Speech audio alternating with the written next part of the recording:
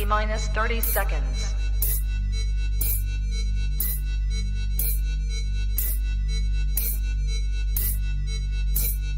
T minus 20 seconds.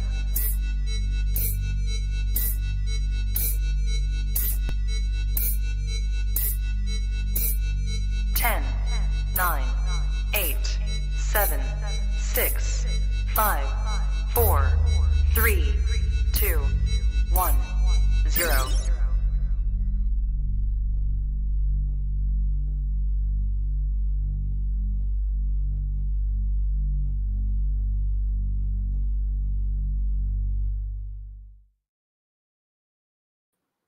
Coolest reptile network in the world. Welcome to Trap Talk Reptile Network. All in the Tree Tuesdays, episode 472.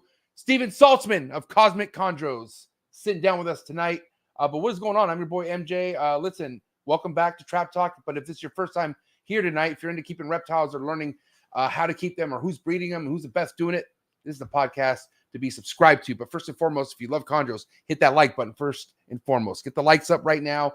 Then hit that subscribe button, hit that notification bell, select all. You'll be reminded of every single podcast I drop here or every single segment that is released here under Trap Talk Reptile Network. You can listen to Trap Talk Reptile Network on all the major audio platforms, Buzzsprout, Apple Podcasts, Spotify. And again, wherever you listen to this network, thank you so much for all the love and support. Shout out to the early birds. You guys know the deal. Shout out to US ARC. Please support US ARC. Second link in description below. Become a US ARC member today. Help these numbers get up. Legislation battles are potentially right there in your backyard, all right? So please, if you don't know what US ARC is, I highly recommend you go to the second link and you read all about it, all right? Also, the very first link in description below, join the Trap Talk Patreon family if you're looking to get behind the scenes, all right? If you want to get more tapped into this podcast and kind of get a better understanding how I work and what I do and meet all the trappers, then join the Trap Talk Patreon family. First link in description below. Once you join the Trap Talk Patreon family, you get connected to a Discord. Then there's also an amazing Instagram group chat, which connects you with all the trappers. So again, all my Patreon members, I love you guys. Thank you for all the support. You guys are amazing. Trap Fest 2024 is going to be lit. Cannot wait. That's an event I'm throwing for all my Patreon members. Mad Celebrity. Breeders come through and hang out. It's going to be a time, so you're not going to want to miss it. So thank you, Patreon members. Love you guys. Don't forget to support GS Reptiles. Shout out to Gary Shavino over at GS Reptiles. Type in GS Reptiles on YouTube and subscribe to his YouTube channel. Amazing content. Thank you so much, Gary, for your love and support. Shout out to Brian Susan over at SUNDOWN Reptiles, #1 tree monitor breeder in the United States. I feel like personally, I have a lot of Brian Susan production here in the trap and looking to add more. So if you're into tree monitors, or if you're into adding a tree monitor, this is the guy you're going to want to go talk to for sure. Brian Susan, SUNDOWN Reptiles. Head over to his website. I know he has a yellow tree monitor available. I would go suit that if I was you. Also, tonight's episode is brought to you by Blake Exotic Feeders, #1 quail feeders in the game, okay? Delivered straight to your doorstep, organically grown on his property, no third-person dealing or anything like that. So please head over to Blake Exotic Feeders on Instagram. Go give him a message and hit him up. If you want to get this quail straight to your doorstep and you want to get hooked up on shipping, just go straight to his Instagram, Blake Exotic Feeders on IG. Let him know. And thank you so much, Blake, for your support. Also, shout out to David Brahms, man. Killing it right now. He just had his 4th clutch that he just posted on his Instagram. Go follow the Reptile Perch. Be on top of everything that he has going on. And then, of course, go get yourself a PVC design perch by the Reptile Perch. Everything you see behind me in a Focus Cube habitat has a Reptile Perch in there. All my chondros, all my emeralds love him. He has, different sizes, of course, because we all know that emeralds need different sizes when it comes to, perches and whatnot, right?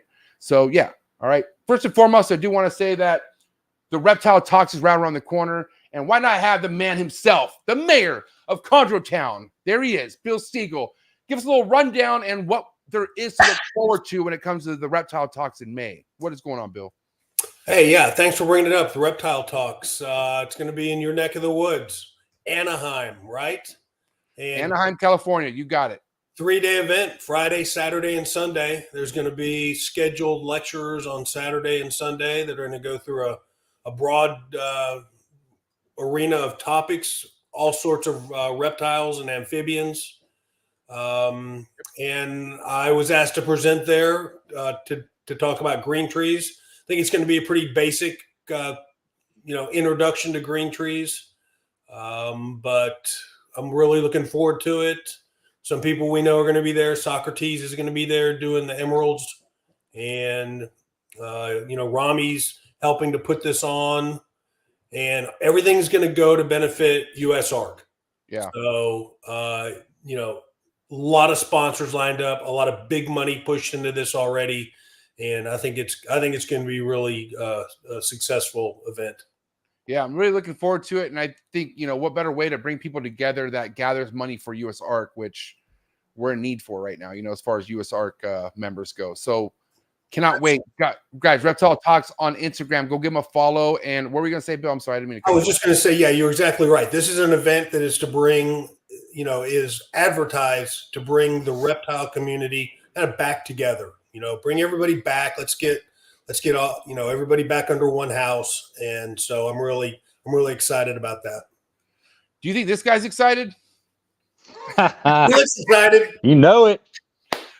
Okay, different scenery right now for this guy. He's in his living room. He's not in the snake room. And I asked him why. And why don't you tell the people why you're not in your snake room, Marshall? I got the house to myself, and I don't have to sit in the hot ass snake room tonight. You look better already. I mean, I must say, you look very content. You got a nice color in your face, and you just I don't know. I like Marshall. I think it's the lighting. It must be the lighting in here. Yeah, I think you got the house to yourself. Where's the family at? Where's all the family at? They're out on spring break. My son's with his buddies at the beach, and my wife took my daughter and her friends out camping. Oh, nice. All right, cool. Well, how are you guys doing? Cabin camping. How's everything going, Marshall? Why don't you catch people up on your most recent clutch that you posted last week? I know a lot of ups and downs, right? But why don't you kind of get people up to speed, or what's happening with your albino clutch? So I did produce one albino, which was nice. The clutch was overall a little bit of a disappointment, considering that I had, I think 11 eggs right before they started hatching that, all looked pretty good, and just found a lot of full term dead. And I had a pretty good number of them between this clutch and the Calico tiger stripe clutch, which were laid within a day of each other, that had tied up umbilical cords, where their umbilical cords were tied in a knot around them. How many of those were? I would say almost the whole clutch, not the whole clutch, but a lot of them were. It was a lot. It was close to half. The albino came out that way. I think I was able to. It pipped on its own, but a lot of the ones that I found were had not pipped, and they were tied up. And the shells were very hard, and I was talking to Ryan Young about it. And because I noticed when I went to go, finally after about a day or so, I went to cut the ones that hadn't cut themselves yet. And I noticed that it looked like they had a lot of slits. So yeah, looked like it, but none of them actually were able to cut through the egg. So all the slits were just on the inside. And I had noticed, a couple of days before too, that the shells were just kind of, hard and not as soft and pliable as you would kind of, expect them to be at this stage. So I don't know if that had something to do with it. I think next clutch, I'm going to try to go back to just doing vermiculite and putting the eggs on vermiculite and just see how that goes. I did that multiple times at the, when I first couple of clutches. And had pretty good results with it, and just changed because everybody seemed to be doing no substrate, and it seemed easier, which I do think it's easier. There's no guesswork involved, and mixing the vermiculite or anything like that. But I mean, it's not hard to do that. So anyway, I switched, and I've had plenty of clutches hatch out fine doing it that way, and but I also have had a lot of full term dead. So I don't know if that's got anything to do with it or not.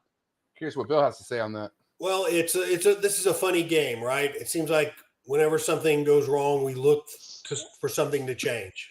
Sure. Right? Yeah. Maybe it just makes us feel better that we're trying something new, changing something. But I really have a feeling that this is happening and it's out of our control, so to speak. Yeah, I would agree. But hell, it's not going to, I always ask myself, is this going to do any harm? Do I think it's going to do any harm to change it? And, If it's not, then I change it. If nothing else, it makes me feel better, that I tried something. Yeah. Mhm. And like I said, I never really had any issues hatching them on putting on straight vermiculite. Yeah. And I think we've had, yeah. I think, is it John Irby maybe that still does them that way? I know we've had at least one person on the show say that they still hatch them in vermiculite. I can't remember who it was, but So you use perlite, Marshall, is what you did, or what? well, no, now I use perlite just underneath the egg crate, but the eggs are suspended over it. That's what you just did on this recent clutch, right? Yeah, that's what I've done for like the last, I don't know, 20 years or so. Just perlite on, but the perlite's only in there to keep the water from sloshing around when I move the egg boxes to check on them and whatnot. So essentially, it's no substrate. But you do no substrate, and you jolt the box around a little bit, and the water splashes, and it could get on the egg. So I always just put that little thin layer of perlite in the bottom and just saturate it. But was it really wet though? Like, do you feel like the? Oh yeah. No, it had. You could pour the water out of it. Okay. Well, hey, Mark, perlite. Where are you sourcing the perlite from? Amazon. And is it like that garden perlite, or is it It's just pure perlite. Yeah, it's organic. It's a little bit. Yeah. I don't know. Yeah, I guess all of it's organic. But it's nothing added. Just straight up vermiculite, or sorry, straight up perlite. Yeah. It has more of a. I always wonder if they're adding stuff to that. You have to look for it where it says, it'll say no fertilizers, no additives, whatever. Yeah. But yeah, it's a little bit more like aquarium gravel than vermiculite. It's not as spongy. Okay. It's more kind of like little white lava rocks almost, where they're very porous but they're hard. Some people do incubate directly on that. I don't know about chondros, but some other species. And I don't know what the advantages or disadvantages would be over vermiculite. But anyway, I just try to think like, what would be causing a bunch of twisted umbilical cords? Like I would think that it would be other things other than substrate. Yeah. I That mean, would- right, but no, that many has to be a sign of something, But Ryan's theory, and it made sense after he said it, was that you see them scraping the inside, so that they're scraping the inside and they can't get out, so they're moving around more, trying to slit, and they just tangle themselves up. Okay, Remind me. that does make sense to me. Remind me what day it was when you actually went in and manually pipped them. I think the first one pipped on day like 52 or 53. It was right after the show last week, the next morning. So yeah, I think that was day 53, and then I ended up cutting them, I believe, the following morning on day 54. And some of them hatched out, or I say they hatched out. They came out of the egg and they lived a while, although they were tied up. Some of them were just like tied where it was like really choking them down, like you could tell it was like they had you put a tight rubber band around them or something. But the albino, there was 2 albinos. One of them, unfortunately, was DOA. The one that survived, it had the umbilical cord tied in a knot, but it was able to absorb quite a bit of yolk before it did that. So it wasn't, super tiny. It's not super tiny. It's a little smaller than the rest of them, but I mean, it's acting pretty, it's acting, picture. Yeah, pretty active. A lot of tongue flicking, a lot of moving around. It's gotten hydrated since that first picture I posted. Because being in that, a lot of the eggs were very dry inside. Like the goo was the egg, whatever you call it, the clear. The clear matter in the egg had almost like solidified, and it was real dry. So a lot of that would what's causing that? To me, that would definitely cause kinking or twisting of the umbilical cord. Sure. So what's causing that? Was it a humidity issue inside the egg box? I don't think so, because I had the only thing I could think of is that I don't normally do this, but I have a 1/4 inch hole that I keep taped up, and I untaped it like maybe, I don't know, 3 or 4 days before they were supposed to hatch. Yeah, that's right. And that could have, I didn't notice the condensation it was still condensating on the box, but not as much. But, that's the only thing I really changed. But I mean, I agree with you for the most part in that, those eggs were probably from day one. Some of them, were going to be, weaker than the others. I mean, they were all in the exact same conditions. I don't think there's anything that you could, really do to save it, I think you're right. Yeah, it just kind of leads to so many different things because, you talk to people who have air holes in their boxes the whole time. Yeah, people don't do any air holes at all. So you can't really say, oh, it was the fucking air holes why it happened too, So yeah, who fucking really knows? I'm telling you guys, one of the person I'm excited to ask maybe this topic about is tonight's guest. And who would have thought? Hey, Steven Saltzman on Trap Talk tonight. MJ, before you bring him on, I had a thought. Okay, tell me. I had a thought for a podcast. Okay. So what we could do is we could have Reconciliation Wednesday. and every Wednesday, you bring somebody on from your past that, you butted heads with, and we could all get in here and we could just hug it out, man. I was thinking the other way. I was thinking you get Antoine Hood, High Desert Pythons involved, and have like a cage match, pay-per-view cage match Wednesdays. We could go for like a year then. I mean, easily, yeah, on both ends. You know what I mean? That's a missed opportunity. Think about the super chats during that, man. Woo. No, really, no. Okay, I gotta say, regardless of the differences me and this guy had in the past, I pay attention obviously because I love the Chondro game. And this guy, man, I've noticed he did things the way he wanted to do them, and he was in no rush about it. Although he did build quite the following, just kind of representing Chondros the way he did. I think he's responsible for a Facebook group page, correct? He started up. And is it the Morelia one? Is that the one that he started? It's the big one, yeah. It's He didn't start that. I think Stephen Brown. Well, we can ask him, but he and Stephen Brown, are co-admins of the biggest Facebook Green Tree group. Yeah. So me and Steven talked a little bit before hopping on tonight, and he sent me pictures of stuff that we're going to show, but I could tell the attention to detail that this guy has, and I feel like the passion that he carries behind the Chondros period is going to be what makes this episode what it's about to be tonight. So I'm all these questions, all these like, what the fuck is this all about? I think he's going to be the guy to kind of be talking to you about this. So I'm looking forward to it. And I got to say, Bill, shout out to you on facilitating this. You're the man. So of course. I'm looking, and Marshall, he's the mayor. He's the mayor. That's what he does. It is true. Marshall, you don't know much of Steven Saltzman, or do you follow his work? Do you know who he is? Yeah, I know. Yeah, I know who he is. Okay. All right. Well, it's gonna be a great show then, guys. Shout out to everyone in the chats. Don't be shy with the super chats. Drop a super chat. But gentlemen, are you ready for Steven Saltzman? I'm pumped. Let's do it. All right, let's do this, guys. Do what you gotta do to get your mind right. Do what you gotta do to stay hydrated. Episode 472. Steven Saltzman of Cosmic Chondros coming at you right now. Let's go. Chee.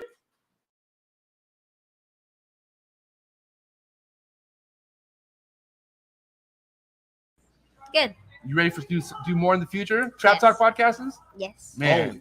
Only Trap Talk. Exclusive. Yes, Exclusive. Oh. So stop calling us. Rub the spot, get the club to pop. When I come up with the crop, gotta love it or not. I'm hot from the hop to the rub the spot, get the club to pop. When I come up with the rub the spot, get the club to pop. When I come up with the rub the spot, get the club to pop. When I come up with the rub the spot, get the club to pop. When I come up with everybody, we do it. Everybody, we do it.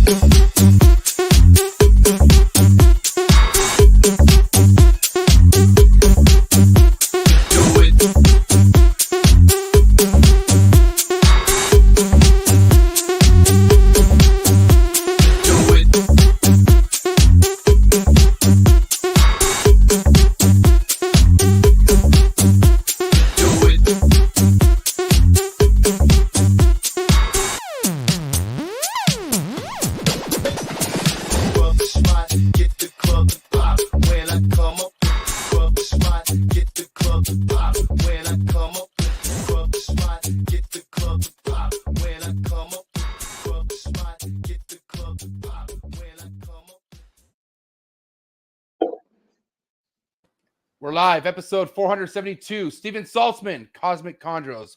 What's up, Steven? Steven, Hey, what's going on, guys? what's happening, happening, man? Steven, Hey, you showed up, man. Yeah, thank you. Thank you for getting me on here. Of course. Oh, yeah. Of course. So looking forward to it. Yeah, Steven, I don't know why, because listen, there's over 100 reptile podcasts out there, right?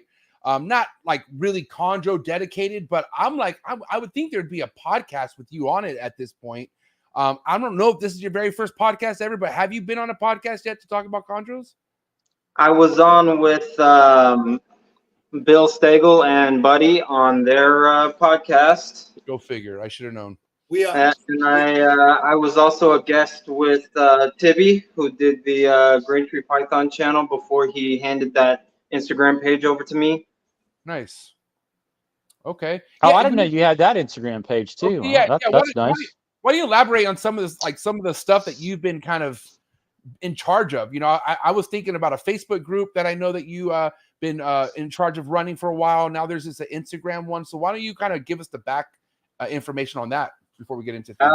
I have no idea how someone as new to the hobby as me ended up in the position I'm in, but I think I kind of came in strong with the passion and with trying to help people and jumping in, and like you said, kind of made a big name for myself early on. Right. Stephen Brown approached me, I don't know, my first or second year of keeping, and he was just like, I love your energy, how you're helping everyone, you know, how far you're going out of your way, how much time you're spending with people. He's like, this is the kind of person I want to pass the torch to when I'm done. So he brought me on to help admin the real big GTP page.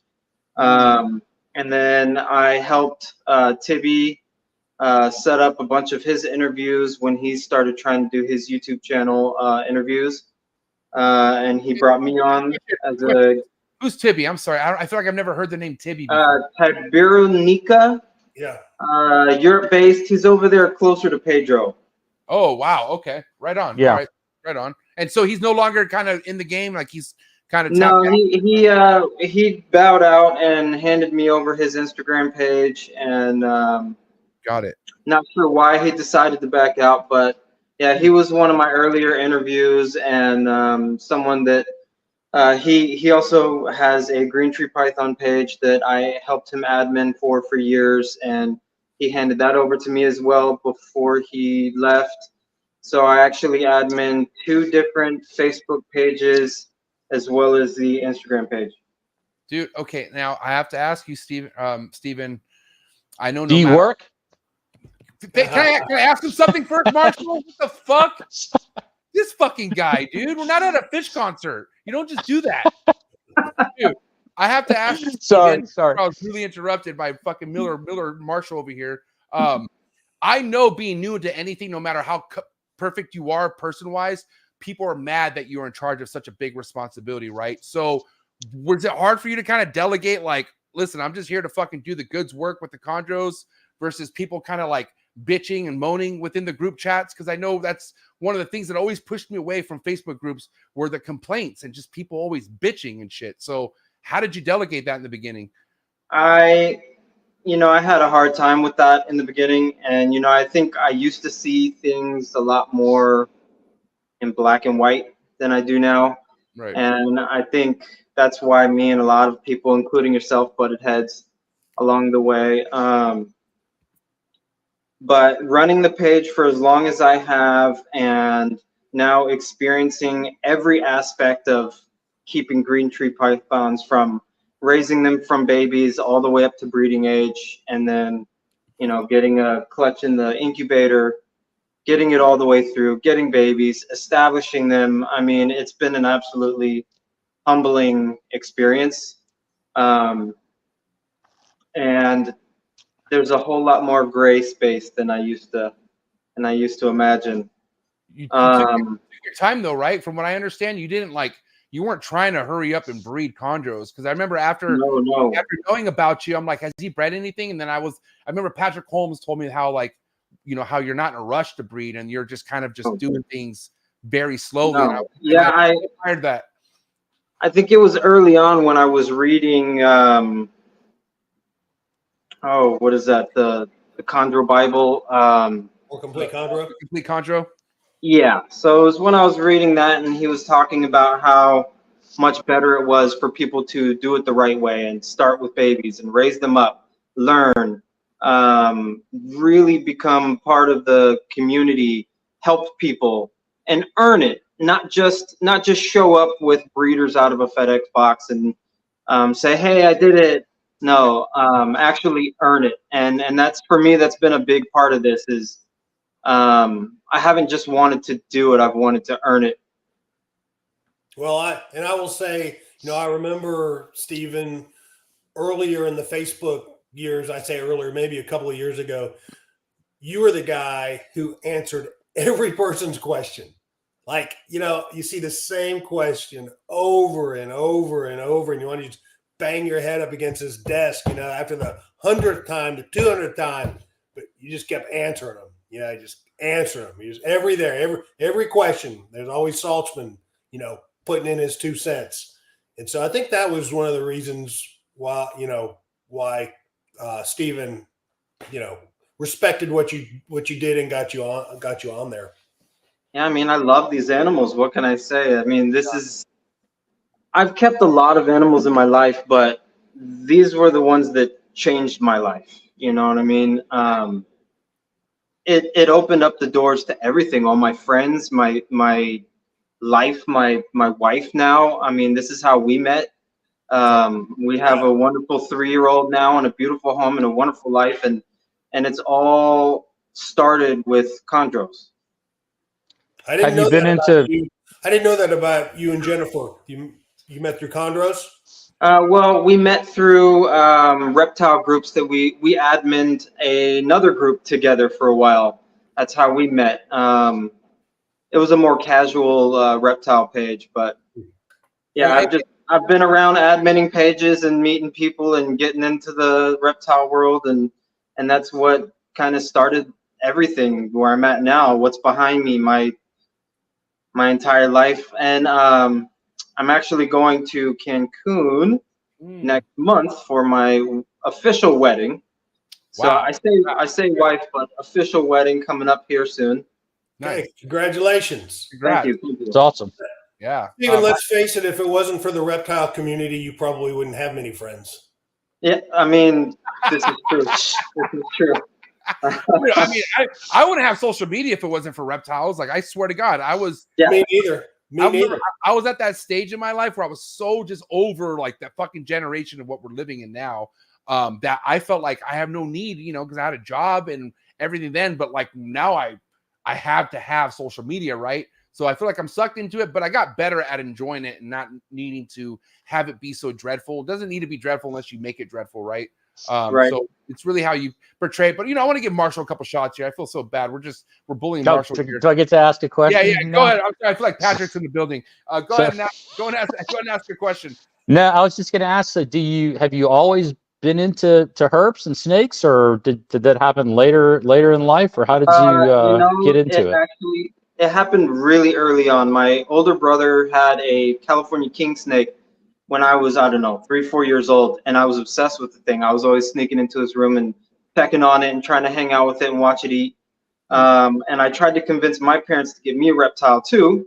They weren't about that for a small child. So the snake refused a meal once, and they let me keep the mouse.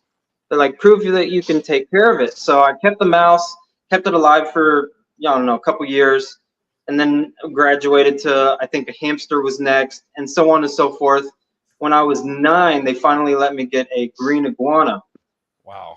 And a big I read all the herp papers, and I was 9 years old, and I was looking up herpetological documents and stuff, and I was printing out 300 pages to read in my spare time, and I raised that thing to be a 6-foot monster that I could walk around on a leash, and felt like I had my own dinosaur, and once I had that level of success at 9, that was it. I was hooked. By the time I was 15 or 16, I probably owned 30, 40 different species. My room became a wall-to-wall floor to ceiling zoo. Your You parents name it, cool. everything from invertebrates to amphibians, reptiles. But it really wasn't until I got green tree pythons later on in my, right around my 30s, early 30s, that I decided I really wanted to breed something and specialize and delve further into it than just keeping. Now, what does your collection consist of now? Like, you had all those different species, so like,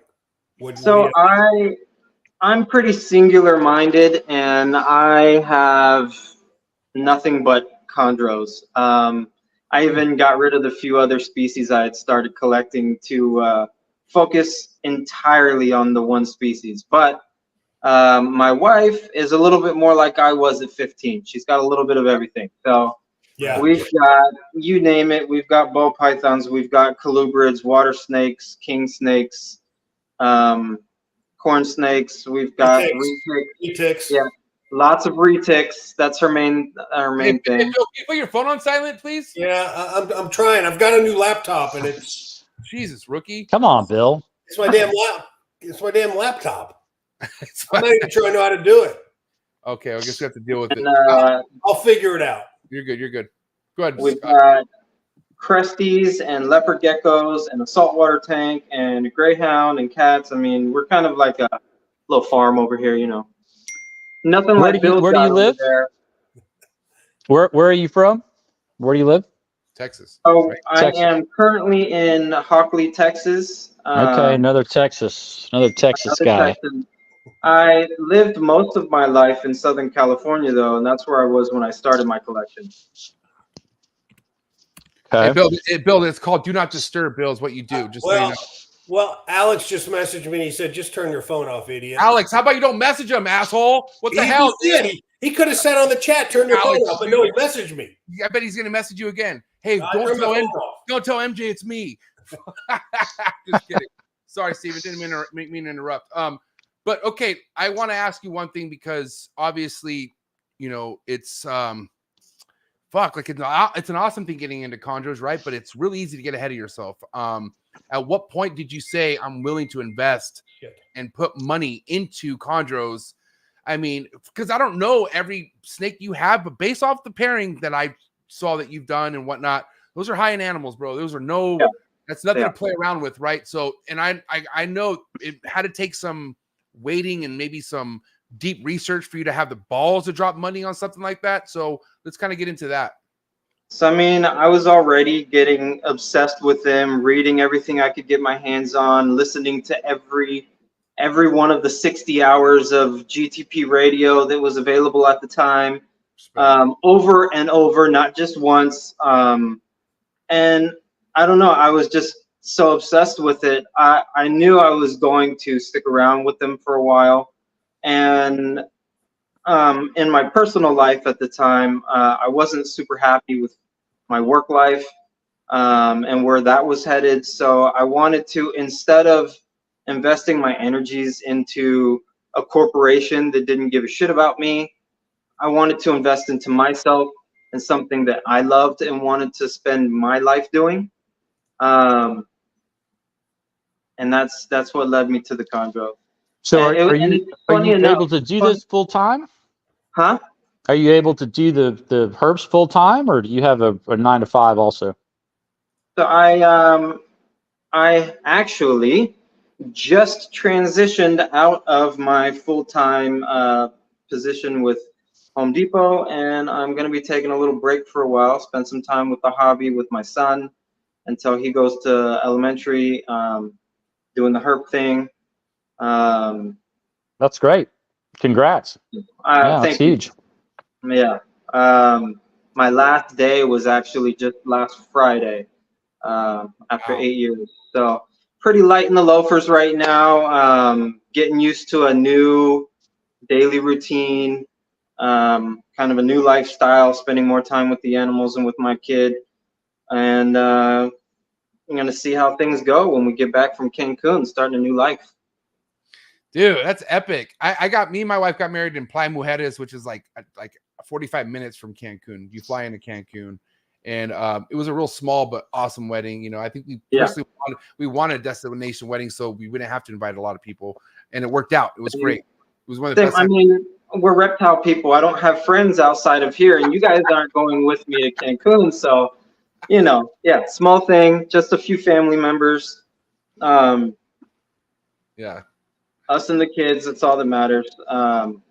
So she works indirectly with oil and gas. So that's how she's able to offer me the opportunity to hang out at home for a little bit. It's epic. Okay. That's awesome. I feel like what's important to you is like certain bloodline in the Chondro game. And I want to know what it is that really kind of excites you to be working with the stuff that you're working with. Like let's talk about your lineage, like the lineage is the foundation of your Chondro projects and why you chose to work that certain line. I mean, we can make that really simple. SHO5188. Wow. That's my guy. I'm in love with that animal. I love his lineage. And I've tried to get as much of that in my collection as possible. And then I think after I fell in love with loose stuff, I really fell in love with melanistic animals too, which is where I started getting some of the melanistic lineage and singularity. So big fan of your work, Marshall, as you know. Actually, MM1101, I believe, was your animal from Dave D. Yes. And that's Singularity's mom. Okay. Yeah. So she was Calico Daydream to Versace, if I'm not mistaken. Yep. I was actually going to ask you. So I was looking at my pedigree, and I don't know that I recognize his lineage too much. Everyone knows Versace, but could you maybe tell me what would you call him? How do you define him? He's 50% pure Maruki and 50%, I just say TW blue, because I'm pretty sure that's what he is. You look on the mom side of the pedigree, and it's it goes back to the 70s, like most of Troopers stuff does, to the Sedgwick County Zoo pairing.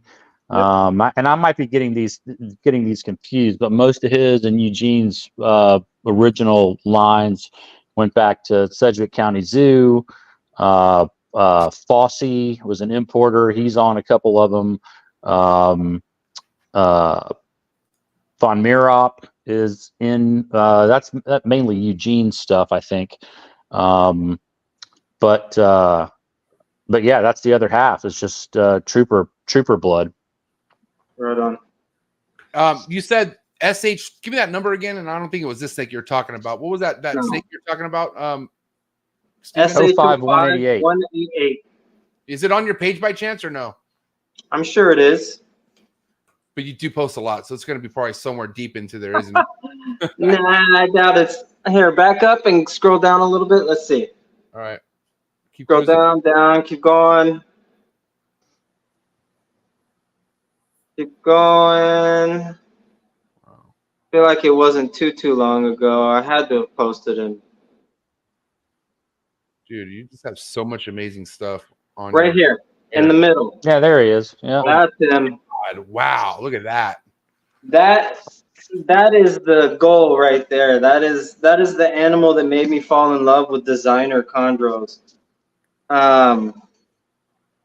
Once I saw that, I had to have it. It's a wicked snake. Yeah, it's pretty cool. I like he's got the dark black with the green diamonds with the blue. Yeah. So in a perfect world, Steven, where would you want to take a snake like this direction-wise? Like looks-wise, if you had it your way, what are you looking to make off of something like this? I mean, I think we just go for more extreme. What's more extreme than that? More blue, more black? More black. I mean, deeper yellows. I don't know. What do we...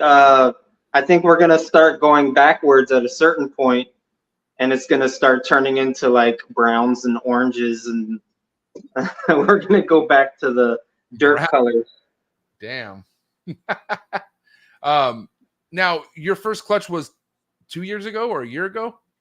Not this is my first clutch that I am just Ooh. finishing up establishing right now. Holy shit! So you're in the Oh, thick yeah. of it. Yeah, it's amazing. Wow. Okay. All right. Let's So talk about that. How many, like, how did you pair them? How did the incubation go? How did the feeding go? Just the cliff notes on everything. All right. Well, first off, let me just say, Chondros don't give a shit about what your plans are. 100%. So I've been attempting the feed method or food cycling method. So every year over the hottest parts of the summer, they go off food for a few months, 2-3 months. Then I'll start hitting them very heavily, misting more heavily, pairing through the fall and winter, et cetera, et cetera. My first season, nothing happened, completely unsuccessful. So I kept pairing them on and off. You're working, sorry to interrupt you, but Steven, you're working with one pair, right? Correct? One pair? Multiple Well, in my first year, I tried 2 pairings, and then my second year, I did 4. Okay. Only 1 took out of the 6 pairings. And this is, you said you're I know you said you're food cycling, but what are your temperatures like? So I do pretty stable 82 to 84 hotspots year round. My house has a gradual up and down flow, which will provide, you know, a little day and night drop on the ambient, but I don't do any kind of temp cycling. So You don't do night drop or anything. You just leave the thermostat set on 82 all the time. all the time, no night drop, anything. Before I was in this house, I was actually doing full room heat, which I really did enjoy that method. And when I was doing that, they were getting a small night drop just because they couldn't leave the heat.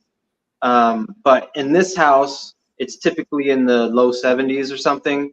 So the lower portion and fronts of the cage are going to be cool enough. If they need to thermoregulate, they can. So the warmest it gets in that room is about what you would say? At what point? Up here, I mean, it's upstairs and heat rises, so I'd say mid 70s typically. Okay. And just to make sure I heard you correct, you have a hot spot that's 81 or 82 all the time in there, right? 82 to 84 all the time. All the time. Okay. And does that increase for a gravid female? Like once you see an ovulation, do you leave that that temp as far as like, or I'm sorry, do you increase that temp at all, or do you just leave it at that? I did give her a little bit of a temp increase once I knew she was gravid. And what was that increase? I bumped it up 1.5 degrees for the hot spot. Okay. And she laid how many eggs? She laid 12 eggs, 1 slug. So back to how it all started. I was about to actually pull them off for the summer for their annual fasting. And then out of nowhere, one of my males just stopped eating and cruising like crazy. I was like, all right, so what's going on here? Let me throw a few animals together and see what happens before I start taking everyone off food. I threw a few males in with a few females, and all of them started locking. I was just like, oh, okay, here we go. Somebody's doing something. And it was later in,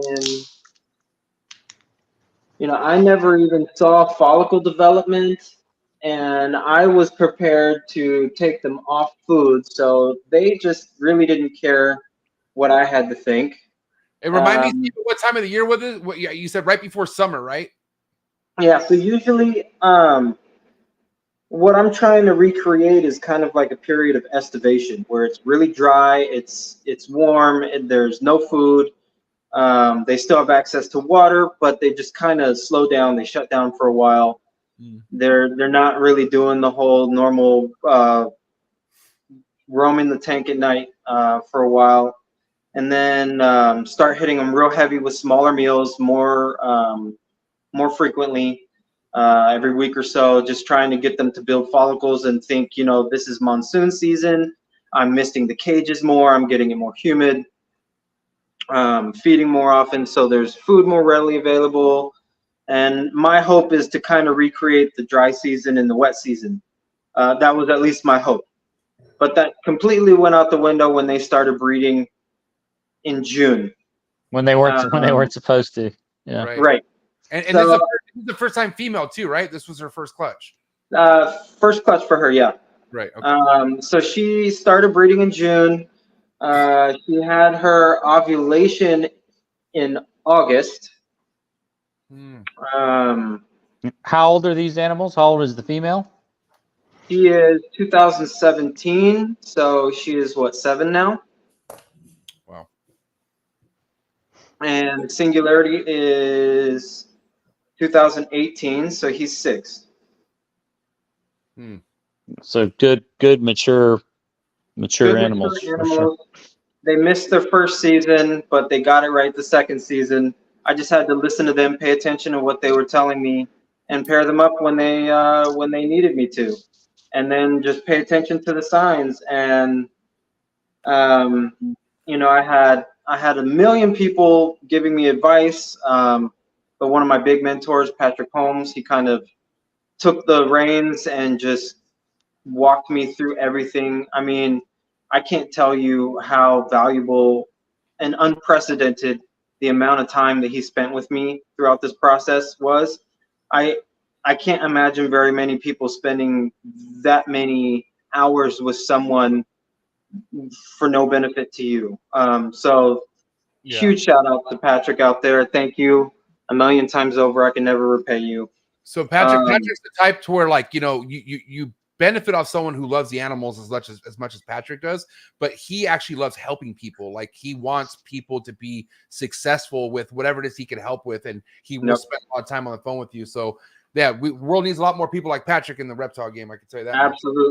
Absolutely. So I mean, she laid. I pulled all of the perches. I made sure that her egg box was up to 84-ish, around similar temps as the hotspot. I covered the bottom with sphagnum moss, took out the water dish, but left I left an 8-ounce deli cup with just a tiny layer of water inside of a larger bowl, so that if she tipped it, it wouldn't get anything wet. There was still access, but it was just a really minuscule amount of water.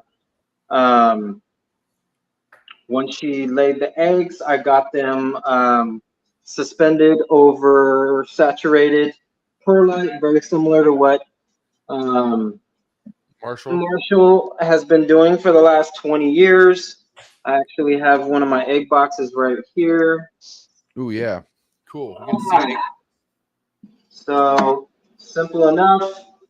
Just a little Cambro food tub with the egg crate, some PVC to hold it up over top of the oversaturated perlite. Is that this plastics, like the snap-on lid, like the tight-fitting lid? Yeah, these are the real tight-fitting lid. You have to kind of pull them from the side. What you need. Yep. Yeah, these are really nice though, because they don't leak. They don't have a lot of air leakage. So I ran them in there at 87.1 dry chamber, because I had the air holes covered. I didn't think that air circulation was going to be a big deal until the end anyway. Right around day 40, they started to warm up a little bit, so I dropped temps about a degree to 86.1. Let them ride like that. Is that in the egg box, that temp, or is that the main incubator temp? That's in the egg box. So they rode 87.1 up until they started warming up a little bit at the end, and then they dropped to 86.1.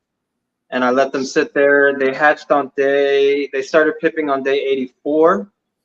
84? 54, right? Yeah, I heard 84. Sorry, yes, sorry, you're right. 54. I was like, what? Yeah, no, these aren't crusty. Sorry. You're good. 54. So it's 54. I'm sorry. 54. The first one pipped. I sent you a picture. of the Yes. first one that pipped. I'm telling you, my nerves were so high at that point. I was shaking so much. I thought I was going to drop the egg. My nerves, I can't even tell you where they were at. There's no drug on this planet that recreates the feeling that you have when you have eggs pipping. Yeah. For the first time, at least. I don't know if this dulls after a while, but Not for really. me, this feeling was just incredible. I'm sure it never gets old. I mean, from what I can only imagine is it. I mean, right, Marshall, Bill. I mean, it doesn't get old, does it? Not to me, it doesn't. You know, I've become more of a skeptic. I'm kind of like Marshall. I mean, I love to see him pip, but when I get totally jacked is when I see him perch. Yeah. I mean, that's when you could. I mean, that's when you could kind of celebrate a little bit more, right? That's when I kind of take a deep breath. Right. I get, you know, I like celebrating every little step, but I've learned to not get my hopes up. You So- have to, you can't get ahead of yourself because you're gonna get fucking kicked in the balls, and then your whole day is gonna get ruined. You gotta fuck your day, your whole week. Yeah, it doesn't ruin my day anymore, but it's Whatever, fucking Marshall, whatever, dude. I hope I could get that fucking jaded and just whatever at it. But this is one. This is the one that pipped. The first one that pipped, correct? First one to pip, yeah. And pulled it out, took its picture, and then I started transferring them all into a new egg box with sphagnum moss, ready for them to hatch out of. I didn't want anyone to get caught up in the egg crate. And I manually pipped them after 12 hours of the first one pipping, and it was already too late for one of them, unfortunately. That's this it one was right kind of here. like the one you were talking about. There were scratches all over the egg. It had clearly made attempts to get out, but it just couldn't find a way out in time. I pulled stuff out of its throat and everything. Oh wow! And this is it, right? Is this the one? That? Is this the one, That's Steven? the one. That is the one. And so, okay, remind me again. So this one, did you manually pip this one, correct? I did. After 12 hours, I manually pipped, and I didn't know it at the time. But after manually pipping and seeing it not come out for so long, I finally checked, and it was dead. But it was one that I remembered already having the scratches when I started manually pipping. So my belief is that by the time I had manually pipped the eggs, this animal had already drowned. So, meaning, what if you would have done it the first time you manually pipped, or what if you would have pipped it the exact same moment you saw the other one pipping? Do you think that would help? If I would have seen the scratches and pipped it earlier, I do believe I would have another animal right now. God, but then you have people who say when you do that, you're causing a huge risk of it dying for pipping it too early. That's why I get so fucking confused, because you have people who say, no, don't cut, wait 24 hours, because if you cut too soon, umbilical ties, or they run out of the egg too soon and they don't absorb all the yolk. You just hear all these things. But then So what I would say is, and it was what Patrick told me, is that keep a close eye on them, and if you see any of them starting to have scratches and they're not pipping on their own, do it. Don't sit there and wait a predetermined amount of time. Right. Get it open. I mean, these are your animals, and like with everything else, like with feeding them, hatching them, breeding them, there's no magic bullet. There's no one way that works. It's just whatever you're willing to do to get these animals into the world and get them established. Right. And then this one did not, it never fully developed. I was wondering what was going on with it. The egg never dented, and it was just sitting there perfectly round and in great shape, looking like it was ready to ride. Wow. Everybody was out. I was like, all right, well, let's see what's going on in here. And so I actually cut that one last and found that in there. And I'm actually curious, just for personal reasons, if I had left that alone, would it have ever developed? Or was this, I don't know. I think 'Cause those the have been egg still looks dead for perfect. quite some time. Is Yeah. is what I would say. I think it stopped. It was still had the heart beating and everything. When I pulled it out, when I pipped it and pulled it out, it was still heart beating. It still seemed like it was developing. Yeah. And you know, you've seen this. Like, I don't know if you follow Socrates. I'm sure you do, but Socrates has posted some gnarly looking neonates that end up dying like the next day. But I feel like the reason why they look so fucking insane and pixelated with all these white speckles is because I don't think they fully were ever staged Right. and to that next point. And that's why a lot of them that look too crazy, and even some of them missing with like something wrong with a lip, you just know they don't make it because they didn't fully get everything they needed within that egg, you know? But do you even, I mean, you look at that as just the luck of the draw, right? Nothing you can even do, Yep. right? So with those two, I ended up with 10 babies out of the 12 eggs. Nice. They're all fat, healthy, well-developed, yolk absorbed well. Once they started pipping and coming out of their eggs, I dropped the temps even more to 85. I left them in the incubator for a couple of days with night drops until I moved them into their individual tubs. This one already has muscle on its head. This is nuts. This thing's a badass snake, bro. God. That is a badass snake. So that one I had an immediate attachment with from the moment its head came out. I saw those black eyes and a black head. I said, that is my animal. It is staying with me for the rest of its life. As soon as it came out of the egg, I went in there and pulled its egg out, separated it from all the others, cleaned it, and brought it up here. And yeah, this thing's living a luxurious life, I'm sure. this is number 3's egg, and it will be on my trophy case for the rest of my life. That's epic. Nice. Classic. And so, you know, usually ones you're attached to like that are the ones that kind of kick you in the balls.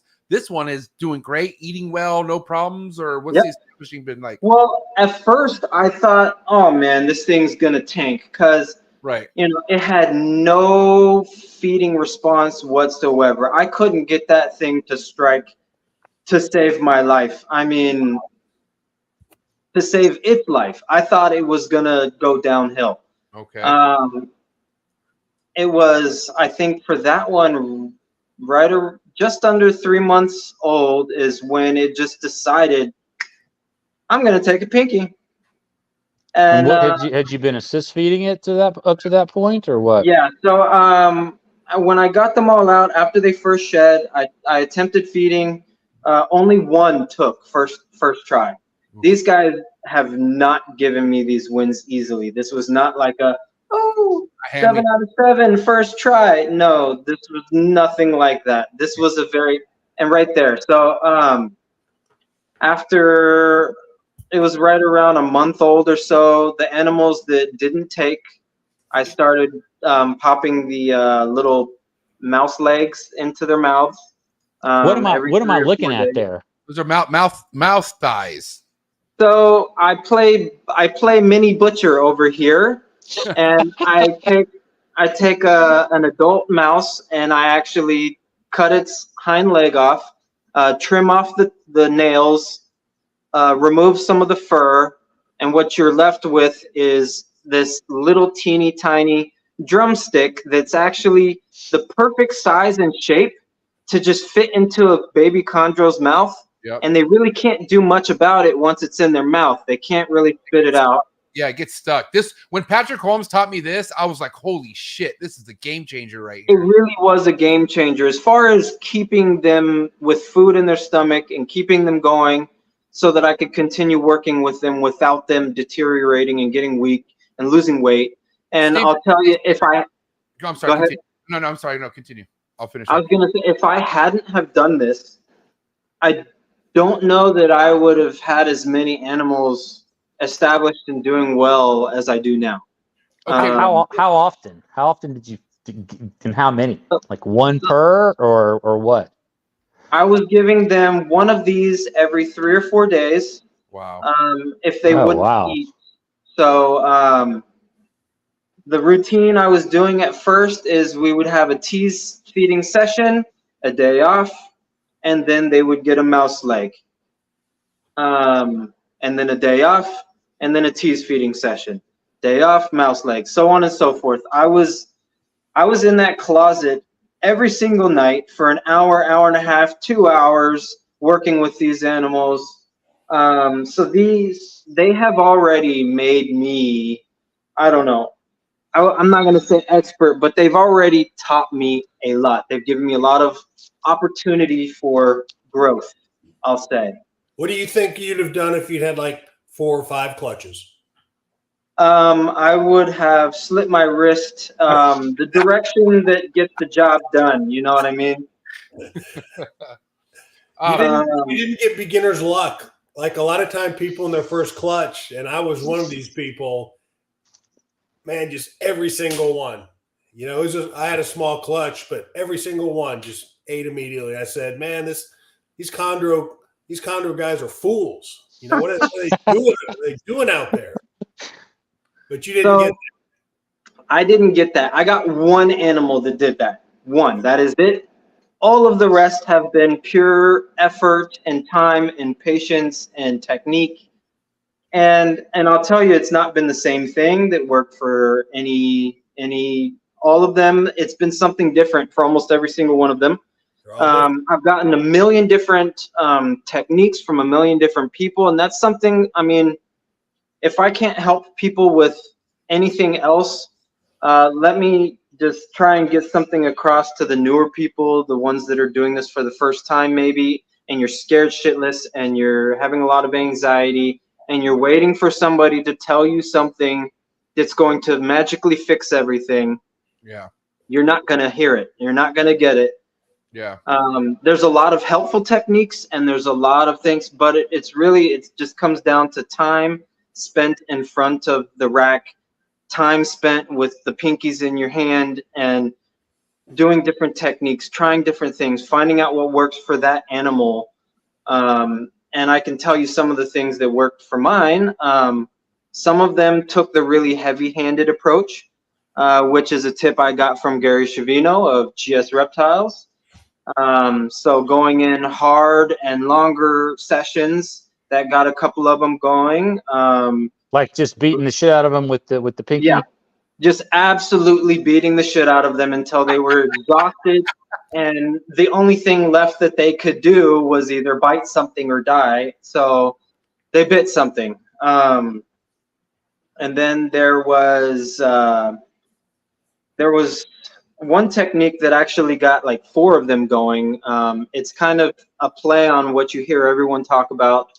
Super hot pinky, covered with chick down, presented in front of them, but that hadn't been working, so I tweaked it and I literally hid on the side of my rack. I used like an icing spatula to open the tub, and I dropped the pinky down from above so that my body signature, heat signature, was not visible. The only heat signature they could see was the pinky dropping down into the tub. That actually worked for 4 of my babies. We've kind of coined that the hot pinky from heaven with chick down, TM method. Right. Now, I like that. That seems that. What was the thing about wanting to have a lot of the hair off this leg? Like I remember Patrick telling me why he did it, but the nails, excessive amount of hair or the nails, you know, that's the stuff that they can't digest. So it's going to slow down moving through their system. Potentially, and just, you know, maybe it would make them prolapse more easily. Who knows? Speculation there, but that's just a lot of hair for a little baby that's getting one of these things every 3 or 4 days. Right. So just a little bit helps, but not too much, right? Yeah. So I wanted to leave a little bit of the skin there because the skin is where you store fat. And, you know, this is a very lean meal that they're getting. And so I noticed actually over time, the ones that are just eating the legs versus the ones eating pinkies, they're healthy looking, but they're more muscular looking versus the ones that are eating pinkies and they're kind of getting fat and rounded out. And I don't know if you guys recently saw, what's his name, CJ Fraser, talking about his babies eating geckos. and he was showing the poop, how it's solid when it comes out the other end. Yeah, I saw that. Yeah, so with the legs, it's a very similar thing. You're getting solid urate and a solid poop, just like you would with an adult feeder. Very different poop than you would get from pinkies. Just that splatter all over the tub. Yeah, I mean, because I noticed, because I have a neonate that Mark Hager sent me, and he told me like this one's a pain in the ass, doesn't strike at nothing, and mind you, that he was right. This thing's a pain in the ass, but it will murder a freaking a gecko in a heartbeat, you know. And I've got it eating geckos right now, and I was curious. I'm like, wonder how these things shit these things out. No, they're fucking solid shits, and I couldn't believe it. I'm like, wow, it's amazing. I actually took a picture. I was like, this is a beautiful shit. Yeah, I was happy, but do you have it on the shelf? Do you have it on your shelf up there? You get No, we don't have that one on the shelf, unfortunately. Now, I mean, what's your take though? You know, obviously, I'll be right back. Obviously, you found something that changed the game for you as far as establishing neonates with the chicken, or I'm sorry, with the mouse thighs. But what about having it just go to a gecko and getting it? Like, if you know that's going to be the first thing it wants to eat, do you think that might be a better solution versus having to even assist feed or even have to attempt to force something down a neonate's throat? So yes and no.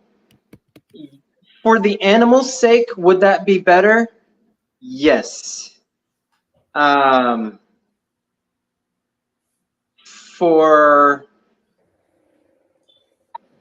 I don't know, the collection and sales aspect and everything else, it gets really, really muddy because, I mean, especially if you're not the one breeding the geckos, I mean, who's to say what parasites you just put in there, what pathogens you're getting? Reptile to reptile transfer is just so easy from everything from, you know, salmonella to chlamydia to a million different things that they can get. And is it likely? Probably not. But, you know, you see the pedigree on these things, and I'm so OCD with everything too. I don't know. It freaks me out. I can't bring myself to do it. I can't. I treat all of my adults like they have nidovirus, even though most of them have been with me their entire life. That's just how I am. I'm so over the top OCD with things that I don't think I could bring myself personally to feed a chondro, a lizard.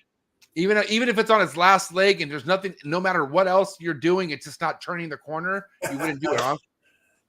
You're putting them in a bad spot here. No, because I'm being real. Like, what if it's the one? Like, what if it's that one neonate, like the one that you're so connected to? You know what? If it was really that important, you know, and I really felt like it was a do or die, and I was gonna keep it, especially, I might separate that animal and go for it. I don't think I would leave that animal with the other animals that I intended to sell. Or to join my other collection, just until we'd gotten through that phase and I had a chance to, you know, get a poop float and normal stuff to just make sure. I'm not bringing anything funky.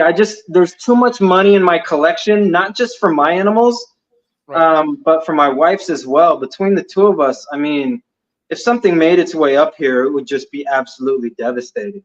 So my thing is like CJ, right? CJ, his foundation is geckos. Like before he started getting his luck with not luck, but his time with the chondros, he made a name for himself in the gecko world. So he has that stock available to, if he needs to feed some up, he will. But all this stuff is captive born and bred. Like I don't see what the risk is. Now, if that was the case, 100%, that would be a easy go-to for me if I had my own. So if you had your own, if you had your own breeding group of geckos that are just killing it, you'd be down for that. Absolutely. Perfect. I got 6 eggs. Send them over, buddy. I got 2 more I need to get eating. No, I'm dead serious, Steven, because like Mark was like, MJ, this one's giving me a hassle, and I'm like, dude, bring it on, like, because I'm ready for a couple girls to give me some clutches this year, and I'm like, I got to get my motor running, so I'm like, give me a difficult feeder. I want the challenge, and like I said, this thing wants nothing to do with nothing. Like, and I'm talking about you beat the shit out of it, it goes to sleep or something. Like it just it tucks its head away even more. To the point where if it gets tired of beating on and it's still shy, it will just run away. Then it turns into a runner. And then literally after hold on, Steve, real quick. After a session of going through that, right? My buddy finally came through and he gave me a baby gecko. And I'm talking about maybe 10 minutes after trying to stress this thing out of getting it to eat. I throw a gecko in there. It fucking takes it in 3 minutes. I knew it. I knew they would. 3 minutes, bro. I couldn't, but I was like, this is a joke. I threw the gecko in there. I'm like, can't wait to fucking bop this theory. But no, boom. It took it like no other, bro. Like if it's a thriving neonate. That's awesome, man. That is really awesome. If I had a clean source, I'd do the same thing. I have two left that are still giving me trouble.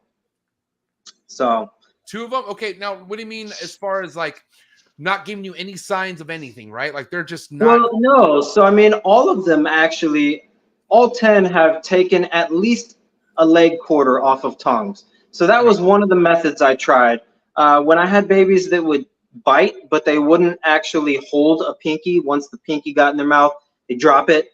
I started tease feeding. Actually, Francis Gatan told me, he's like, take those leg quarters that you're assist feeding with, heat them up, tease them with those, get them to bite them. If they can bite them, they're stuck with them. They got to eat them. Then they're going through the process of biting something and swallowing something. Boom.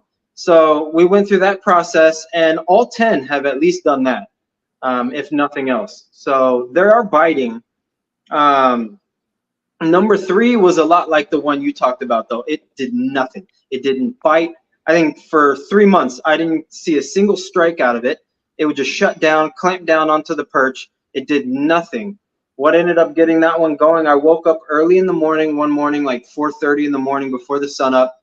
I went in there and I just hid on the side, and I did that whole dropping it from heaven thing. And it's just decided to gently take it out of the tongs, wrapped it and ate it right in front of my eyes at 4:30 in the morning. I fucking cried like a baby watching number 3 eat.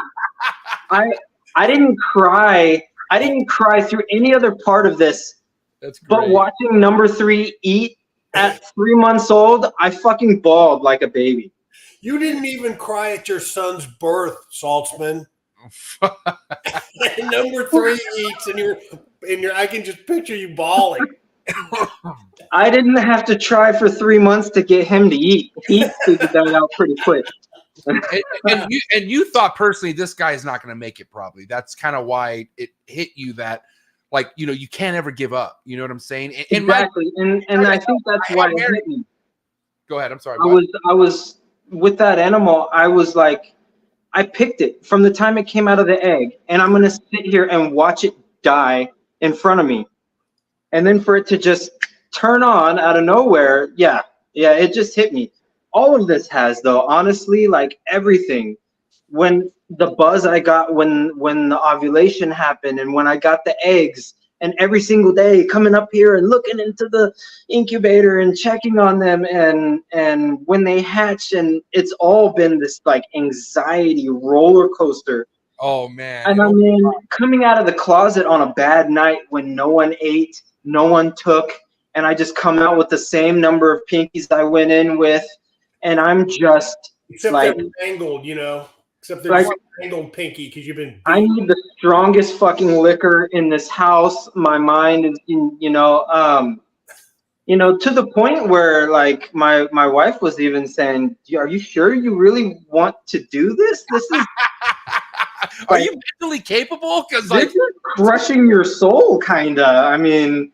Yep. And I told her, though, this is my first time. I've put so much into this, so much money, so much time. I mean, you guys know what goes into this, into acquiring the animals, the right animals, with the right genetics, from the right people, and getting the reputation, and just these animals from babies, and all of my friends watching. And, you know, there's so much tied into this, where, especially when you get to this point, it's kind of like, yeah, fuck, like this is where the rubber meets the road, and I'm like one of the guys, or this is where I fold like so many others have and disappear.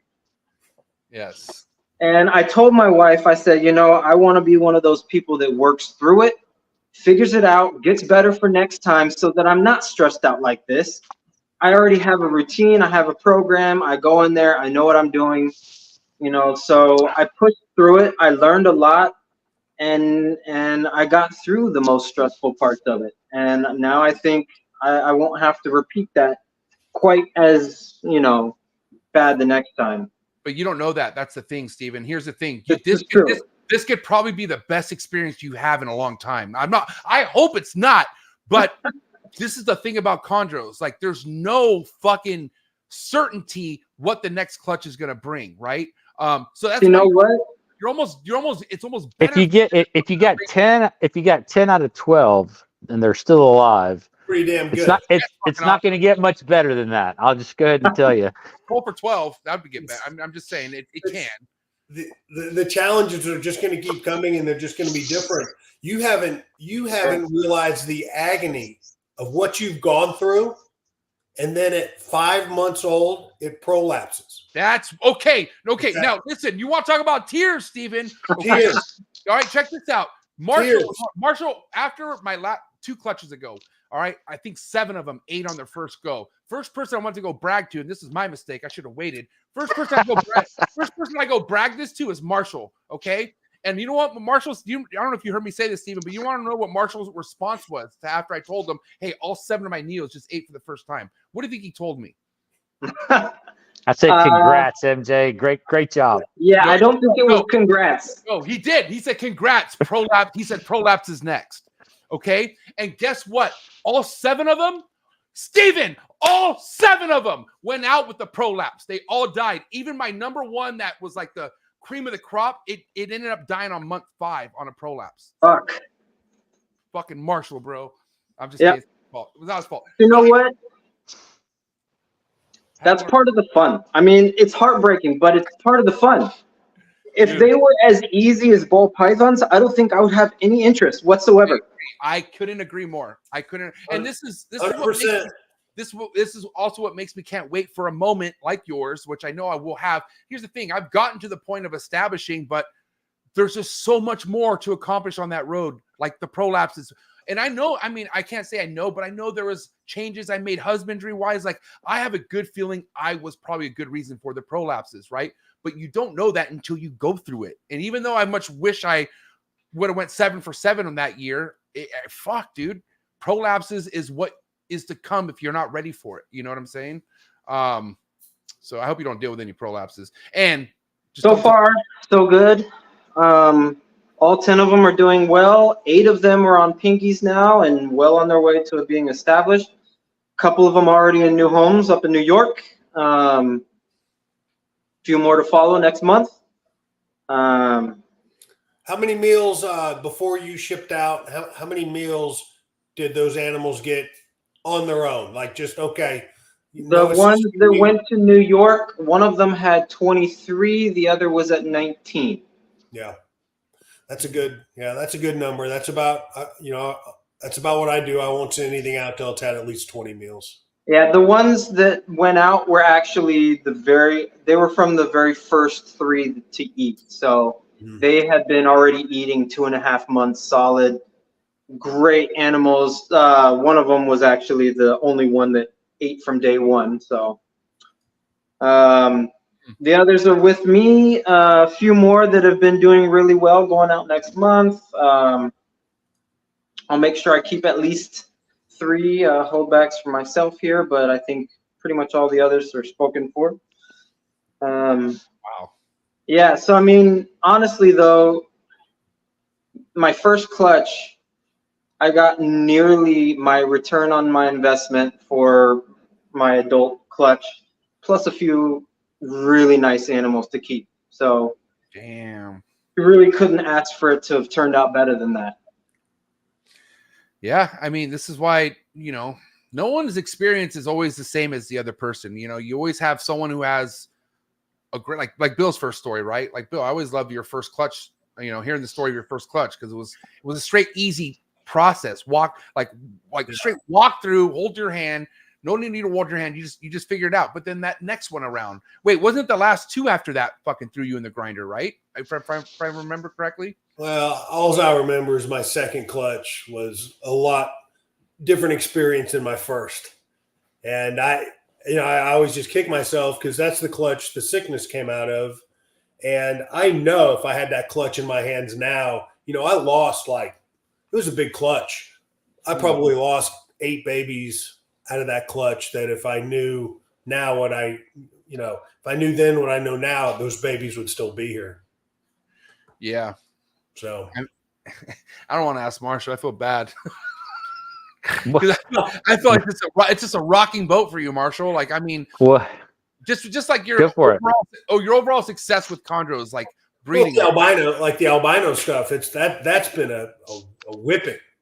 Yeah. Yeah, but I mean, that's like, that's not been. There's been a lot more wins. I mean, that producing another albino has not been great, but it sucked. Yeah, that part of it has sucked. Yeah, but there's so many other, nice animals that have come out along the way. Plus it's fun. Now, where he tipped out? Where'd he go? Took off. But this, okay, so remind me what's going on right now with your second clutch, Marshall. I think there was the day before they started hatching, there was like maybe 5 eggs, something like that. I had to look, 5 or maybe 6, and ended up got 1. So you only got 1 right now? Yeah. The other ones, they just went to shit? Same things. Tied umbilical cords. Dead. Yeah. Something's up, bro. Something has to be up. Like I said, I think they. That's my theory, at least. The shell, same thing. Shells all, cut up on the inside, but not all the way through. Steven, what do you think of that? Did you hear us talk about his clutch as far as the shells being hard and the umbilical cord ties that he had? He's had that on 2 clutches now with the whole experience with. So I was gonna ask you. I mean, not about the shells, but do you do any kind of candling of those animals throughout the process?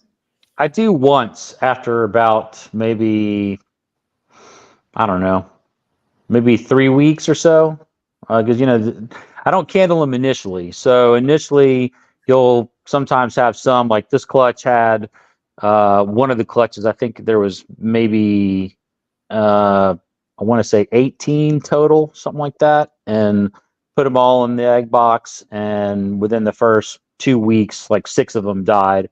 Then once those started dying, then I candled them. Those were infertile from the very beginning. They just looked, good. Yeah. And then at that point, I candle all of them and just see what they look like. Okay. Throw out any that are obvious slugs at that point. I think it's all speculation, and what you had talked about earlier with them potentially wrapping themselves while they're trying to scratch the eggs. That makes sense. That makes a lot of sense, especially if it's a thick eggshell. But it reminded me of a discussion I had read, a lot of people talking about potentially disturbing them in any way with the light or with moving them, and they get startled inside of the egg and twist themselves up. That's why I had wondered if maybe you had candled any of them later on in the process. I didn't candle them 3 weeks. But I did. I mean, towards the end, I'm usually opening the egg box maybe every day if it's getting a lot of condensation inside. The lid and such. Yeah, wipe the lid off, fan some fresh air in there. Yeah, I mean, we all do the same thing, but I wonder if any of that movement contributes to them being startled and moving around. Yeah, could. That's a good. Which is why every time I pulled the egg box out to wipe the lid, I nearly had a heart attack. Why do you pull the egg box out to wipe the lid? You can't just. I don't. No, I don't do it from. Yeah, I just do it in the incubator. But yeah, I didn't have enough room with the way things were set up with the shelf above and the I had other thermostats and stuff in there, gubbies and stuff, and water bottles on the shelf above. You have to take the box out to So I had to take the box out to actually get it, and I had my my utility cart right next to the incubator, so I basically just move it over a few inches onto the cart and back a few inches. But yeah, every time I moved it, I was. It's amazing. Like you act like there's some like nuclear reactor in that box, right? Right. Yeah. Like you're moving plutonium or something. Yeah, Exactly. it. Like you're taking off one of those chest bombs in the movie or some shit. Like you're just like, fuck. Well, I mean, when you're moving one box that is worth $80,000, it's kind of nerve-wracking. Dude, and I hate doing that. By the way, I when you look at something and you're like, wow, they're gonna pip soon, and there's how many eggs, and you try to calculate what this. Oh, I'll never do that. That's a kiss of death right there. Yeah. Oh my god. I mean, it's hard not to. I'm a very mathematical brain, so I see numbers and numbers and numbers. It's hard not to associate it, but Hey, yeah. I have to ask you, Stephen, what's the humidity inside your incubator? Not the egg box, but the actual incubator itself. Do you monitor that, or are you not too worried about the humidity? The humidity inside the egg box or inside the incubator, just ambient humidity, was probably around 70%. Okay, I mean, so I'm in southern Texas, so it's pretty humid here. And then when I opened up air holes, I did start spraying down the inner chamber, just so that the air exchange was also with humid air. what do you mean spray down the inner chamber? What do you mean by that? So when I was opening the incubator door to check on the eggs or wipe the lid, I would also spray down all the walls. In the incubator, the incubator walls Yeah, itself. inside the main chamber of the incubator, I would spray down all the walls and such so that it's nice and humid in there. I had tried doing a water pan at the bottom, but it does so well at its job that it was actually just dripping water out of the door and causing puddles on the floor. So I opted to not do that and just spray down every time I open the doors. Okay, and just by doing that, it's about 70 humidity all the time. Oh no, when I would spray it down, it'd probably jump up into the 80s, 90s, but normal running humidity in there was 70. Inside the egg box, though, stayed 99% the whole time.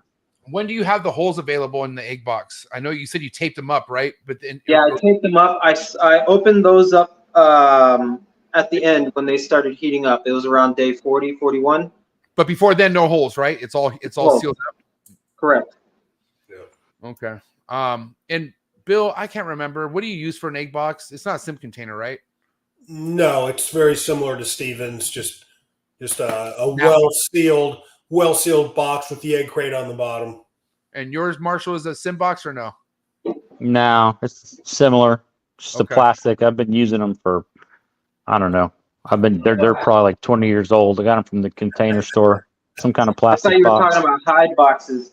I'm gonna say I just used a really simple one of these for it to hide in. For nesting? Huh? Is that for nesting? What do you mean? This was the nest box. Really simple. I always thought that would work. I'm like, because you have all these ideas and people being crafty. I'm like, can a fucking hide just work? Like, I'm confused. Like, fucking hide will work. So the main thing that I wanted, I was trying to capture a little bit of the heat from the heat panel of the cage below. So by putting this over top of the heat panel of the cage directly below, it actually warmed up that inside area to around 84, which is perfect. So I didn't have to mess with heat at all. Right. Okay. Damn, that's what's up. Now, everything I do with my chondros, I do temps on the lower end. So my main room is on the lower end. My babies, I incubated on the lower end. Where are they at? Where do you keep your babies at heat wise? Even right now, they're kind of the same hot spot as my adults with the 82 to 84. Okay. I may have done a smidge higher if I had better control, which I will by my next clutch because I'm getting some custom racks done by Focus Cube. But the focus for what I had, I was just using a what is it? The Animal Plastics little hatchling rack, and it has the wimpy little 3-inch tape along the back, which was barely making a dent to the temperatures. So I actually have my walk-in closet slightly heated with ambient heat as well. So I'm heating the closet into the high 70s, and then I'm using the wimpy little 3-inch heat tape to do the rest. Are you getting the focus cubed? Go ahead. Go ahead. I was going to So ask what kind of focus. Inside the tub, they have a range of about 80 to 84 from front to back, somewhere around there. It's perfect. Are you doing the focus cube hangers for the racks you're getting, or what are you doing from them? Yeah, I'm having them put some personal touches on some of their hanger hatchling rack. Yeah, something they haven't done before. You guys will see it soon. I love those, man. I've been using them. I've got a two of them that I've been using for about a year now. And the way they figured out the ventilation to get them ventilated, it makes it so much easier than having a animal plastics rack with a bunch of holes in the tub, you know? Yeah. So a lot of the issues I was having with this one, their basic model already solves it. So that little ventilation strip across the top to keep the front of the tub from getting all saturated and misty. I keep the bottom of mine wet constantly, and the never fogs up. And they have perfect sheds. If you're not too careful, they'll get too dry. I've had sheds in those tubs until I've learned that. And Stephen, we're in a little bit different environment, but I have to keep my tubs saturated too, 24/7. That bottom's wet. But the airflow is, you have a focus hangers. Yep. But I love how they have like individual cubbies. So like, when I'm trying to hide from baby chondros, I have an actual visual blockage from them. I love the ventilation. And then they use the 6-inch heat tape, so that should give me better control. And then with the face front that they do on the front of the tubs, it'll keep a lot of the heat from escaping. Again, better control on the temperature. So I really love their stuff. They're incredibly innovative, and they're always up for doing something fun and new. And yeah, they're up for any challenge, man. Like if you have an idea for something that they haven't thought of, don't fucking do it. You know what I'm saying? Yeah. They don't play, because they want to be known to have everything covered. Like they have 30+ designs on their website, and I don't think anyone else is doing it like them. But they do put a lot of thought and a lot of energy into every design that they do. That's why they're the best. The slides on the slide rails that they put in for the Cambro tubs, man, it's like butter, just in and out. Whereas, the my other ones that they've lasted. They're 20-something years old, but man, they're not as smooth going in and out. They get you got to force them, or the slides are where it's at. Now, before I forget, Stephen, I have to ask. We're talking a lot about what you like to offer stubborn neo, and what you're getting your neonates on as far as established neos go. But what about your adults? Like, let's kind of talk about what you feel is important when it comes to either getting a female ready to breed or just an adult male. Like, what's your go-to as far as prey size? What do you feel is suitable for an adult chondro, male or female? Let's get to that. So with doing the annual fasting and stuff, and I'm more on the keeping animals lean side than the obese side. So most of mine will eat jumbo mice at the biggest. I give some of the females that I'm trying to get some weight on them, I'll give them weaned or small rats, depending on their size. But for maintenance or for the males and their regular diets, they're just getting jumbo mice. A lot of my males are pretty thin. I notice they get a little heavy, they get real sluggish, and they don't want to do anything.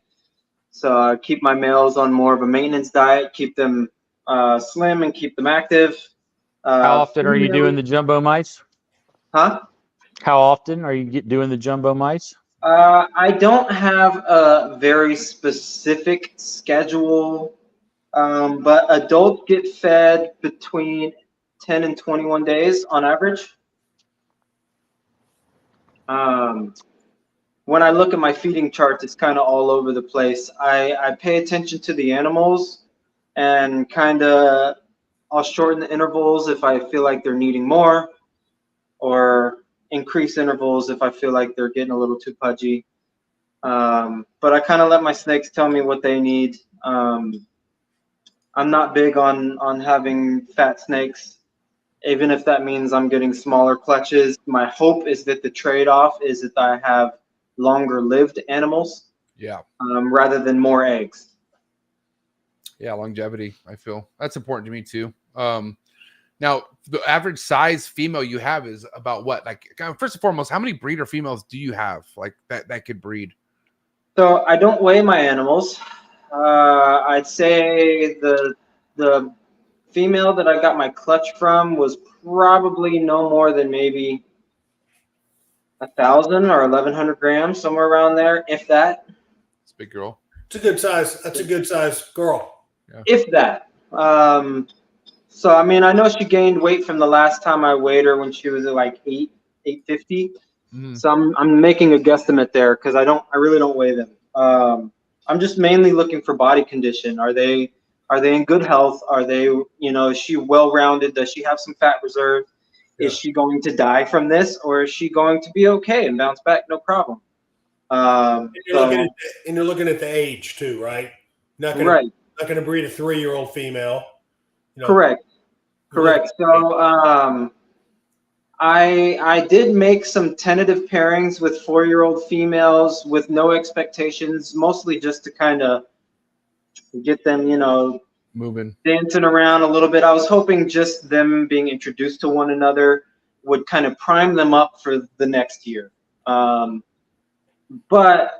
I think for females, I've been starting them, like really trying to pair them at 5. Males, I did pair 1 3-year-old male, but most of the males have been 4 or 5 at least. Yeah, I think with males, what do you have to lose trying at 3? Yeah, nothing. Yeah, I got a 3-year-old over here that is just trying his bestest. I don't know if he's making anything happen, but he's trying real hard. Dude, Socrates has males locking at barely 2 years old. Yeah, 18 months was my first clutch, the sire. Wow. I have a male that I got from Sock, and because I really needed one, and he's like, just so you know, this guy's brothers are paired up and they're locking. And I got him in. I'm like, what? I was like, there's fucking no way. And so of course I'm like, well, let me just pair him up, see what happens. Yeah, this fucking thing didn't know. It looked so scared. I was like, get out of here. I was like, this is a terrible idea. Put him away. And I was like, I don't get how anyone has luck with a small young male. And they do, but I never fucking have luck. Ever. I'm not in a rush either, so whatever. But I also think maturity is everything when it comes to having things on your side. I really do. Let's see what else with adults. I make my own little PVC perches. I hang a few silk plants, 82 to 84 hotspots year round. Only temp drops they get is what happens in the house. They eat. How many clutches do you want it to get at some point, Steven? Like, if it's up to you and everything works out as far as production wise, like where do you see yourself getting maxed out at? I mean, honestly, if I can get 1 or 2 a year, I'd be super happy with that. I really do not need to be on Bill's level at this point. Nor do I have interest in in spending that many hours in my closet. But you don't have Go ahead. You don't have Alex Warren. Yeah, it's true. There's no Alex Warren. To offload. Plus, you've got a real job and you've got a young son. No, he doesn't. As of last week, he doesn't have a real job. Yeah, he's good. Oh wow, thanks, Marshall. It is a real job. He's chilling. Leave him alone. I'll tell you, so far though, I'm only a few days into my new job, and I'll tell you, my 3-year-old's a handful. Oh my God. I probably do more with him than I ever did for Home Depot. And okay, for someone who's a new father, I gotta ask you, what is a day to day with a 3-year-old? With your 3-year-old, let's talk about what the day to day is on top of the snakes. I mean, he requires constant engagement because he's just talking and moving and running nonstop. It's a constant question for this, involved in this, help me with this, play with this, come down here on the floor and do this with me. And I love him. It's amazing. I love this time. And that's why I'm taking the break, is because this moment is fleeting. Yeah. You know, in a year and a half, he's going to be in elementary school, and he will never need me this way ever again in his life. And it's eyes on 24/7, right? Or he's drinking Drano. You know, I mean, it is eyes on 24/7. Yep. Watching always. Yep. I mean, we've got the house a little bit better baby-proof than that, but yeah. Oh my God! Did you get my drift? You know what I'm talking about. Eyes on 24/7. Yeah. Yeah. You don't look at him. He's drawing on the furniture, or he's getting into something, or climbing onto the back of the couch, ready to do a Superman dive onto the tile. I mean, yeah, they're a handful. But he is also. This is a really great time to hang out with him. He's just such a good friend and great communicator, and they're so empathetic, and there's so much love and fun and growth and learning something new every day. It's a fun thing to be a part of. Any How signs old's your little one? Any signs for him? Like, my little one just turned 8 months, so I'm kind of like just starting to we're getting close to the walking part. I mean, yeah, he sits up and he's like he's starting to pull up on the things. Yeah, he's definitely rolling around and crawling, and like it's like he knows how to get to where he needs to get. Just can't walk upstairs yet. But holy shit, he could roll like a motherfucker. And he's everywhere. But you know, I'm just man, it goes quick. You know, I've heard from all my friends and peers and people who follow me tell me enjoy the moment. But they're fucking right, man. That shit flies by. And it really hit when you said like, man, a year and a half they'll be in elementary school, and I'm thinking like, shit, within this couple of months, within this springtime, he could be walking. You know what I'm saying? Yep. So I'm just like, I try to hold on to what I have now, you know, and enjoy it, because now, like, you know, fuck the Drano, man. This kid could be opening up all my cages. You know what I'm saying? Or it could just be opening up the garage, because I have a garage to my room, right? And you know, not hard for him to open that at some point. And so, yeah, man, at some point I got to reevaluate, which I already do now. So I'm getting rid of a lot of big snakes. I'm trying to safe proof my room as much as possible at this point. We've got some big ones here. I think one of our females is somewhere around 12 feet ish, somewhere around there. So we do have some pretty big animals here that could potentially be dangerous, but we're really careful. We've got jeweler's locks on all the cages. He's really good with the animals. He knows not to be in here when we're not with them. He's really good holding a lot of the smaller animals. You can see the passion already because he sees it in us. He knows that's what we're into, and it's fun kind of igniting that passion in him too. What's your passion for locality, green tree pythons? or yellow neos. Or yellow neonates, I guess. No, seriously. Like, what's your passion with having a foundation wrapped around something that's a pure locality? And what's your feelings about yellow neonates maybe being potentially something you hatch out someday? Let's get to that. So you know what? I actually could hatch out some yellow neos here, and I would be super happy to do that. Yeah. I have some pure maniquari here that I'm hoping to get babies from, and I would love to raise a mixed clutch. I think a lot of people, just because of my jokes and memes and everything else, peg me as like a yellow hater or locality hater. Pedro, like a Pedro. Right. And that's really not the case. I like making memes and I like joking because we're fucking bored. We keep pet rocks. I mean, they don't do shit. They just sit there. I mean, how do we keep it lively? We joke, we mess around, we meet up, we do other stuff. So it's all part of the fun. I would love to raise some yellow neos. It just so happened that for what I'm doing here right now, that didn't work.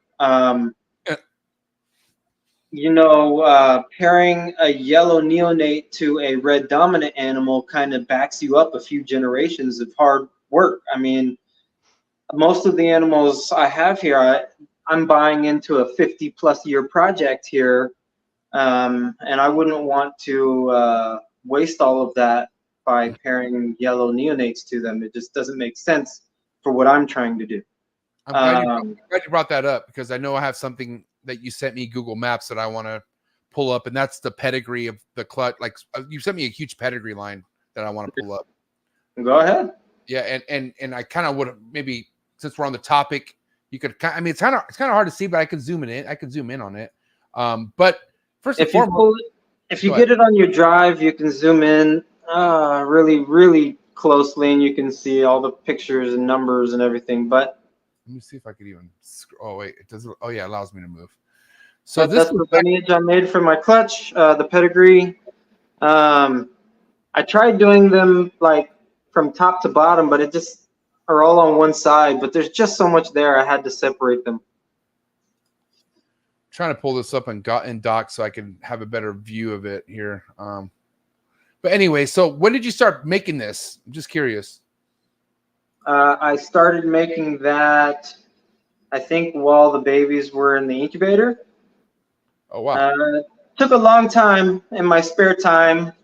How many hundreds of times I had to type in A14, the same lineage, because a lot of those, they go back and they trickle back to the same lineage of the stuff from Al Zulich from the 70s. It goes back to the same female that was brought back by Carl Switak from Indonesia in 1973. Okay, there we go. Oh, I got a better idea. Wow. Okay. So, damn. All right. So yeah, you can see. Holy shit! You have the cover of this book. That's crazy. See, this is nuts or what? Look at this shit. This is crazy. I mean, Marshall knows all about this. Yeah, he does. No, Pedigrees like this all the time. not this big though. I mean, holy shit! Yeah. Well, you got to think, Marshall. These are 12th generation now. Wow. Yeah, I mean, anything you would get from Eugene or Greg Maxwell or Trooper would come with a simple pedigree like this. And I guess now we're, it was 20 years ago, so I guess it makes sense. It's leveled up. Sure. and you're in there, Marshall. Your Versace, your MM1101. Nice. That's some of your work in there. That you're the whole top right corner. That's Marshall over there. That's fucking right around there. So this right here, this top right corner where it says Versace here, TW100125. Everything that came out of MM1101, that's all Marshall's work. There we go, right here. Damn, Marshall Mendez. That's so nice. sick. He's a boss. Sick, bro. Marshall's a dog. He's a big time dog. So you're a grandpa of my clutch. You didn't even know. Man. Damn, you're a grandpa, Marshall. I know. The fuck. Marshall follows lineage like he follows localities. For sure, 110%. Really not much at all. Yeah. Well, you sure produced some nice pedigrees, so I appreciate it. Hey, listen, it's going to be wrap-up question time. I got a wrap-up question for you, Steven, and then Bill and Marshall will go next. But my wrap-up question for you is just basically going to be, at the end of the day, what is your overall feeling on the green tree python market? And what I mean by that, like, obviously we're in a place where we're coming off COVID, where everything is different wise when it comes to prices. Doesn't look like green tree pythons have changed much, right? But do you feel like the prices of designers are going to stay firmly where they're at, or do you think there potential room for it to go up or down? Like, overall, the future, where do you feel like the market holds when it comes to green tree pythons? I think it's going to maintain or go up. For sure. I mean, that seems to be the direction it's gone. They're not easy. I mean, there's a lot of people that every year try to get into them, but when you hit this part where it's hard and it's not easy anymore, there's always going to be a lot of people that fold. And I mean, even if you got to the point where you can make a bunch of random green tree pythons, pedigrees like what you just pulled up are never going to be easy to create. Right. So I don't see the market. And personally, having hatched my first clutch, now I always knew the green tree python market was pretty healthy.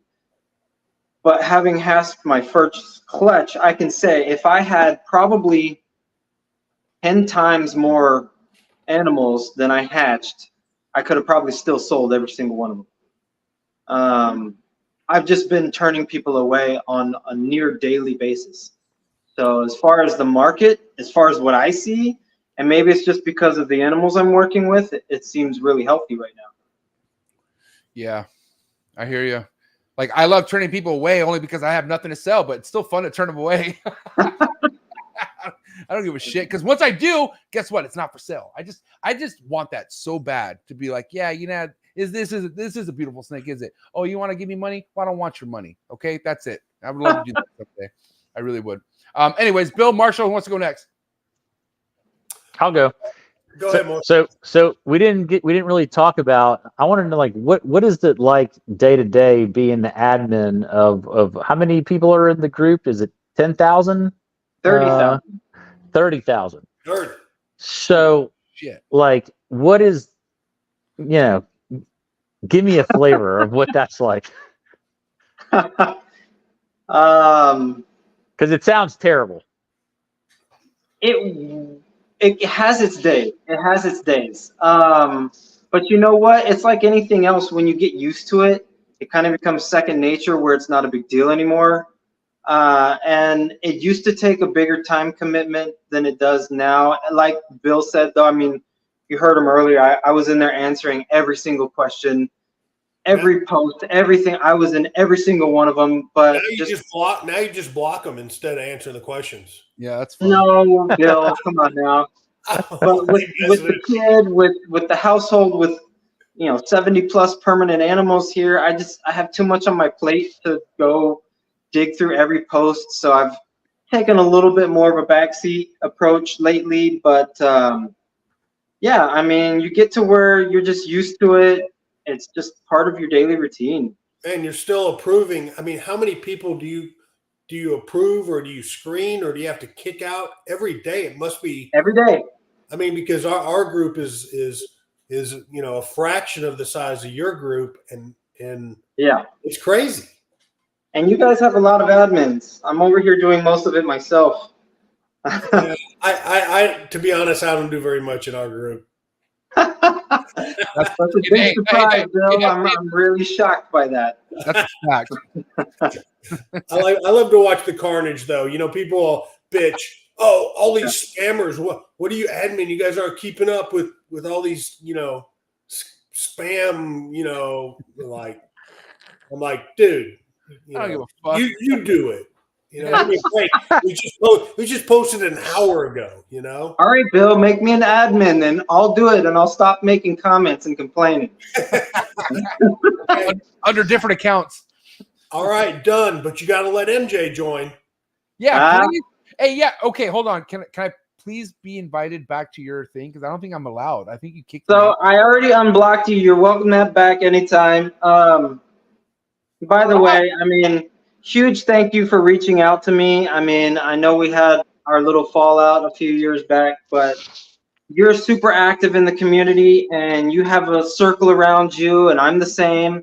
And so it's felt like it's been a real shame, and I feel like I'm missing out a lot, and you've been missing out on content and sharing content. So, I've been hearing from people, Patrick and others, that you've been growing and you've become a different person, that you've grown a lot in the hobby, and I feel like I've grown a lot in the hobby. So I think it was a great time for you to reach out and reconnect, and I'm glad you did.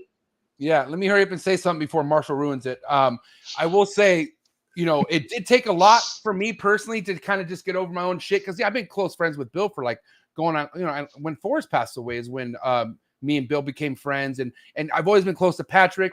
But I also knew it was me getting over my shit. Like, I had a lot of things I had to get over, but I did know, like, stop wasting time. Just fucking be cool with this guy, Steven, and get his ass on the show, because enough is enough already. Like, look at what you have going on. I'm hoping to get on that level of success with Chondros someday soon, and I know I will. But at this point, enough is enough. I don't want to waste fucking time. Let's get down to business. Let's talk about something that we love.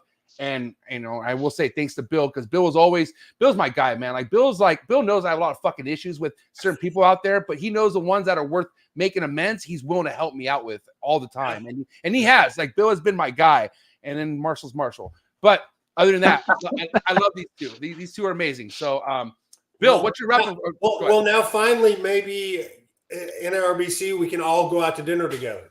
Yeah, finally, right? Yeah, we can finally meet. I always feel like okay, here's another thing too, Steven. I wanted to see you in person because I felt like it would have changed everything. Like we would have but I know for whatever reason we just never caught each other. But no more. I think this time around we all get together for that dinner that Bill likes to organize, and it's fucking going down. Yeah, Mark and Patrick organized that, but yeah, we need to do that on Saturday night. All right. I usually do one at the Saltgrass Steakhouse too, which you guys weren't at. But you're welcome to show up next time. I'm there. Count me in, and Marshall maybe, hopefully. Well, all right. All right, Bill. Maybe next year we'll show up at the Tinley in Chicago. I don't know. Now that I have some time off work. Yes, you got to come to Tinley, man. You got to come. It's something both of us have really get FOMO every time it happens, and we're just sitting there watching all of our buddies, and we're like, we got to be there. So maybe next time. It is a fun time. Bill, what's your wrap-up question? Well, first of all, what is this with Ruben and Jaffe showing up 2 minutes before 10 o'clock and going, hey, what's up, guys? I didn't even know Jaffe still watched this show. That's crazy. What the hell? Yeah, it's all good. They're late, little sleepers, but it's all good. I digress. Steven, listen, you've done this. Your first clutch is a lot different than really. I can't think of anybody that I know that has had their first Chondro clutch really as epic designer line stuff as your first clutch. So how do you follow that up?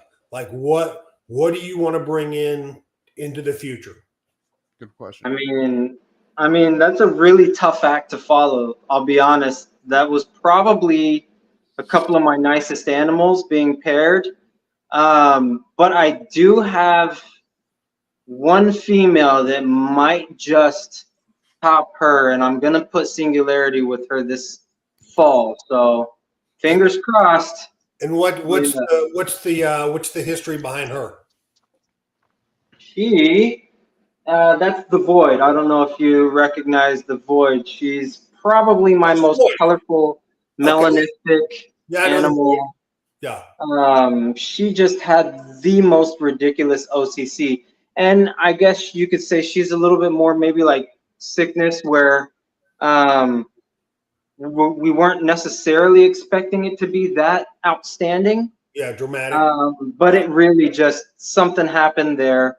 So I'm hoping that I can get them two together and just make some really insane rainbow colored high melanism animals. Those, if I do, they are all staying here. They will not be going out as Neos like this bunch. Sorry, guys. Will you say the more black, the better? I mean, I've always felt that way. But no, the more black, the better. If you like black or not, because in my experience, the melanism that does show up, that disappears, it either goes straight to blue or it has some amount of blue. And even if it has some amount of blue, it will gain blue over time. So, and that may be mostly with the lineage I have, but black is good stuff, whether it stays or goes. Once you go black, you never go back. Yes, sir. Yes, sir. So I guess that would be the way to top high blue, is to next go high black. I mean, that's what I'm waiting for, as far as to see something that is, because you see Neos that are just like black, right? But then eventually that black becomes speckles of black, and eventually turns into something that doesn't show as much. I mean, I would say Sickness is definitely one of the darkest snakes I've ever seen, but Socrates has some stuff that's like really black right now too. And it has like yellow, like just weird craziness going on. So I just know we're on the forefront of seeing some crazy shit here in the future, like real soon, you know? Right. So, and I mean, you see every generation of stuff that like Dave D and Marshall are coming out with. It just gets more and more incredible, and can't wait to see what happens a few more generations down the line. It's just, man, Chondro, there is no color that Chondros can't beat. right. I mean, that's true. When it comes to coloring, nothing beats a Chondro. And that's a fact. What a great episode, though, man. 2 hours went by super fast. I could definitely tell we will have a round 2 someday, Steven. I love to hear what you have going on, and I just know it's only the beginning. What's crazy, the way I first came across you, could have sworn you've been doing this for a very, very long time. And that's only because the position you were in, you know, and the way you carried yourself, I will say. But no, man, like, it's just now starting. Like, this is crazy. We finally have you on the show after 3-4 years or more than 4 years of knowing each other in a sense, and we're just now talking about your first clutch. That's fucking awesome. I love it. I love how it's not, there's no timeline on this, and there's no like speed limit. Like, there's no like determining how fast you should go into this. You should just take your time and enjoy it while you can. You know what I mean? And I think that if anything, the results that I've gotten should maybe, you know, let people see, like, do it right. Get them from babies, raise them up. It's going to show in the results later. And it did for me. And I'm a big advocate for going the long route and not just grabbing a couple adults and throwing them in a cage together and breeding your first season into keeping. I mean, learn them, fall in love with them, ride that passion. And by the time you get to the point where you're breeding and pairing, you're going to just have so much more knowledge under your belt to tap into when you are sitting there alone in a closet with 10 babies that won't eat. I agree. So that would be my advice for anyone getting into this is take your time, go the long route, do it the right way, get babies, get them from the right people, get the right lineage, get the right pedigrees for what you're trying to do, what you're trying to work with, whether that's locality, yellow neonates, red neonates, designers, it doesn't matter. Dive in, take your time, be passionate, learn from others, be humble, and you'll get there. Yeah, I think humble is probably the biggest one, man. You gotta just fucking like know how to celebrate your wins quietly.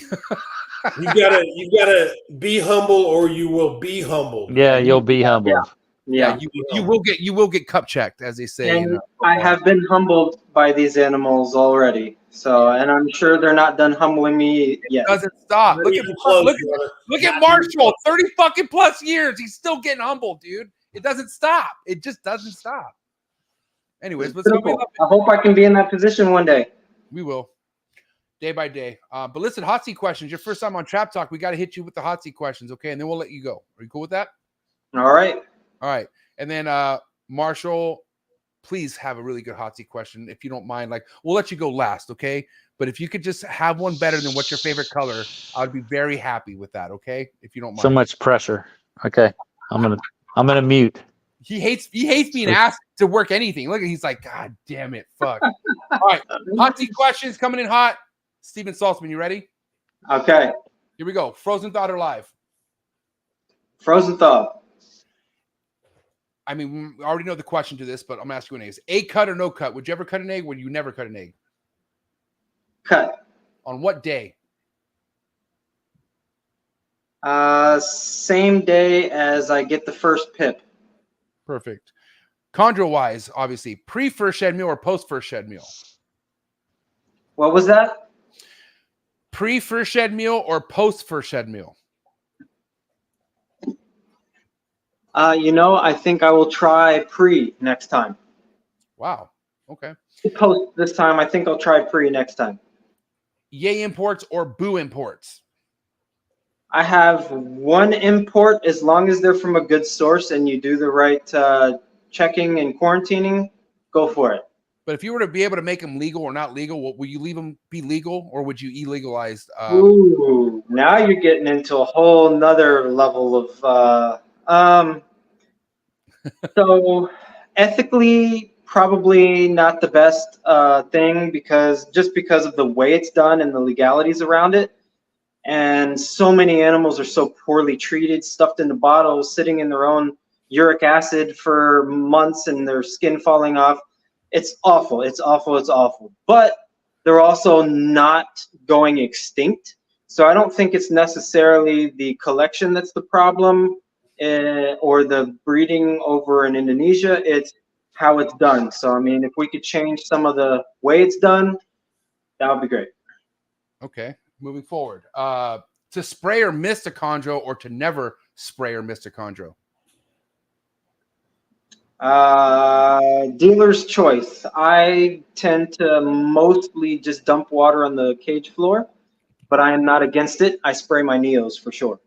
Interesting or definitely not interesting? UBV lighting for your chondros. Interesting. Yay sports or boo sports? Sports? Yeah, you like sports? That's okay.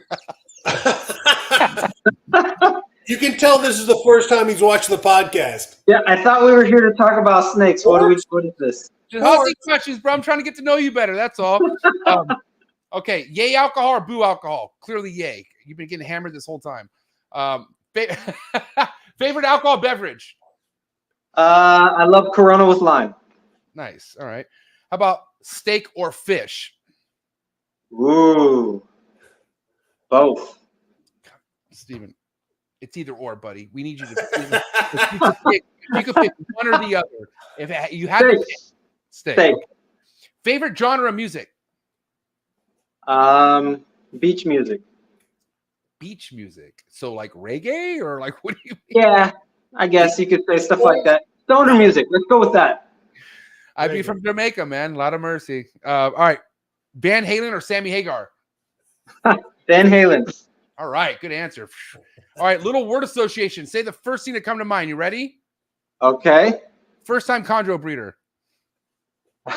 Kevin Warren. Who's that? Kevin Warren? One of my buddies. I sold my yellow neonate to him, and he just had it get his first clutch. Milk. Cereal. Stuck shed. Soaking. FedEx shipping. Stay away from Memphis. Bill Stiegel. The sickness. Respect. If you had to get rid of one platform forever, and I mean forever, you can never bring it back. Is it Instagram or Facebook? Which one? Instagram. Wow, dude, really? It moderates. That's true. I don't use it very much. It's not as user friendly. I don't know. I'm a Facebook guy. All right, there you go. Who wants to go next, Bill or Marshall? Well, I did you see it, MJ? Ruben's got a freaking last minute super chat. Can you see Luna or Singularity, or is it too late? I'm not. I don't. That's. I'll leave that. That's up to Steven. Oh man, let's see what they look like. He's gonna get tagged. Just show it with your camera. He's gonna do the full on bust it out. If he gets tagged, I'm gonna laugh. I mean, I'm not gonna laugh, but That's what we do. Oh, look. Oh, over, dude. $5 is not enough, bro. You're getting this guy killed right now. We can see it from here. It's okay. You need a plastic lid. All you have to do is like how I got your Carpondro out after it actually got tagged by it. Yeah. Look at him. Look at him. This is epic. Because they mean business at this time, bro. They want to eat. Yeah, they do. Oh, look at that. Oh, yeah. Let's see. That's great. Go, yeah, right in the middle. That looks good, bro.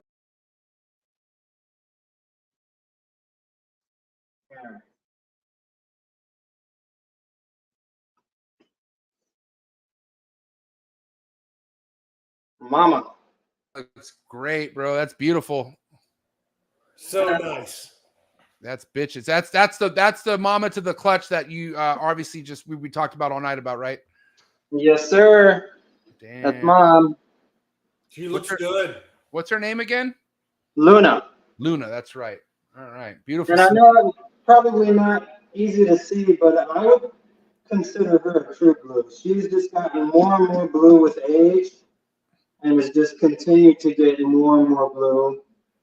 And There's almost no green left on her at this point. Well, thanks for pulling that out for Ruben, even though he was late. Appreciate it. And dude, he got really close to getting tagged by the male. You can tell. You know that look. Yeah, he was. All right, Marshall. All right, what's your wrap-up question for? Or wait, Bill. Bill didn't get his wrap-up question. Did Marshall get a wrap-up question? I think he's still processing it. He has no clue right now. Well, let's let him get back in the hot seat. He's gonna say, "What's your favorite beach for music?" What's your favorite shape?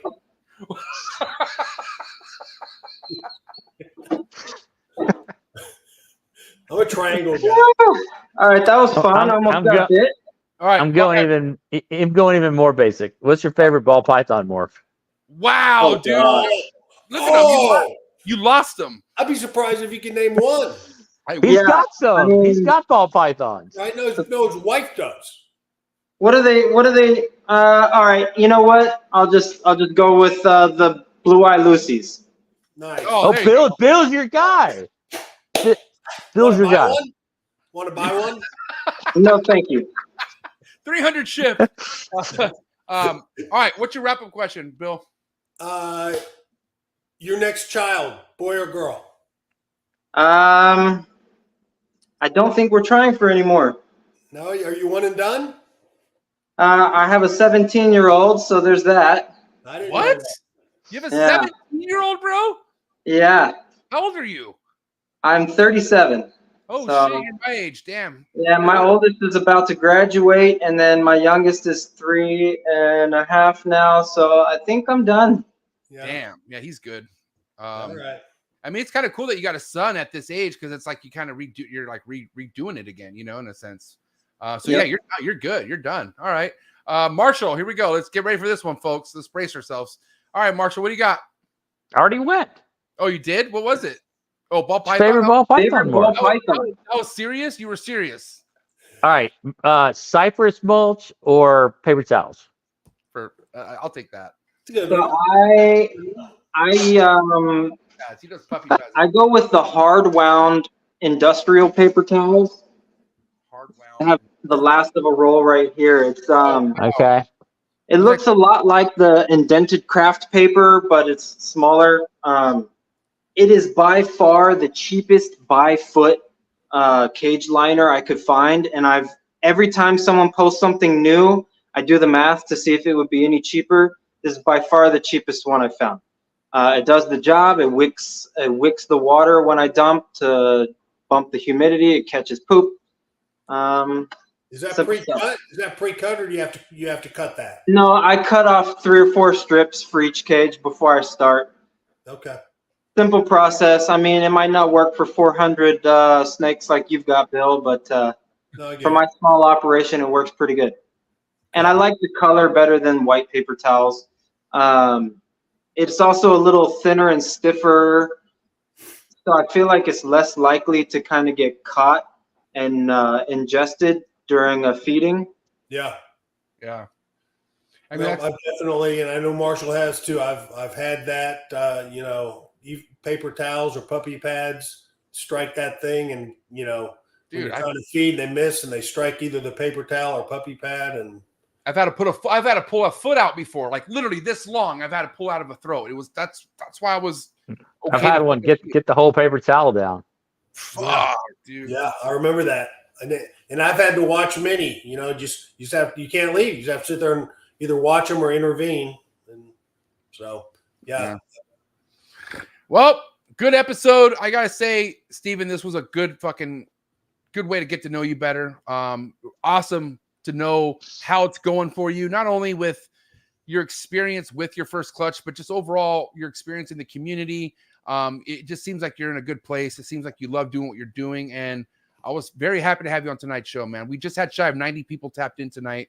So what do you have to say to all the people who really enjoyed hearing what you had to say? But all the people enjoyed to watch you. You have people who are supporting you here tonight. So what do you got to say, man?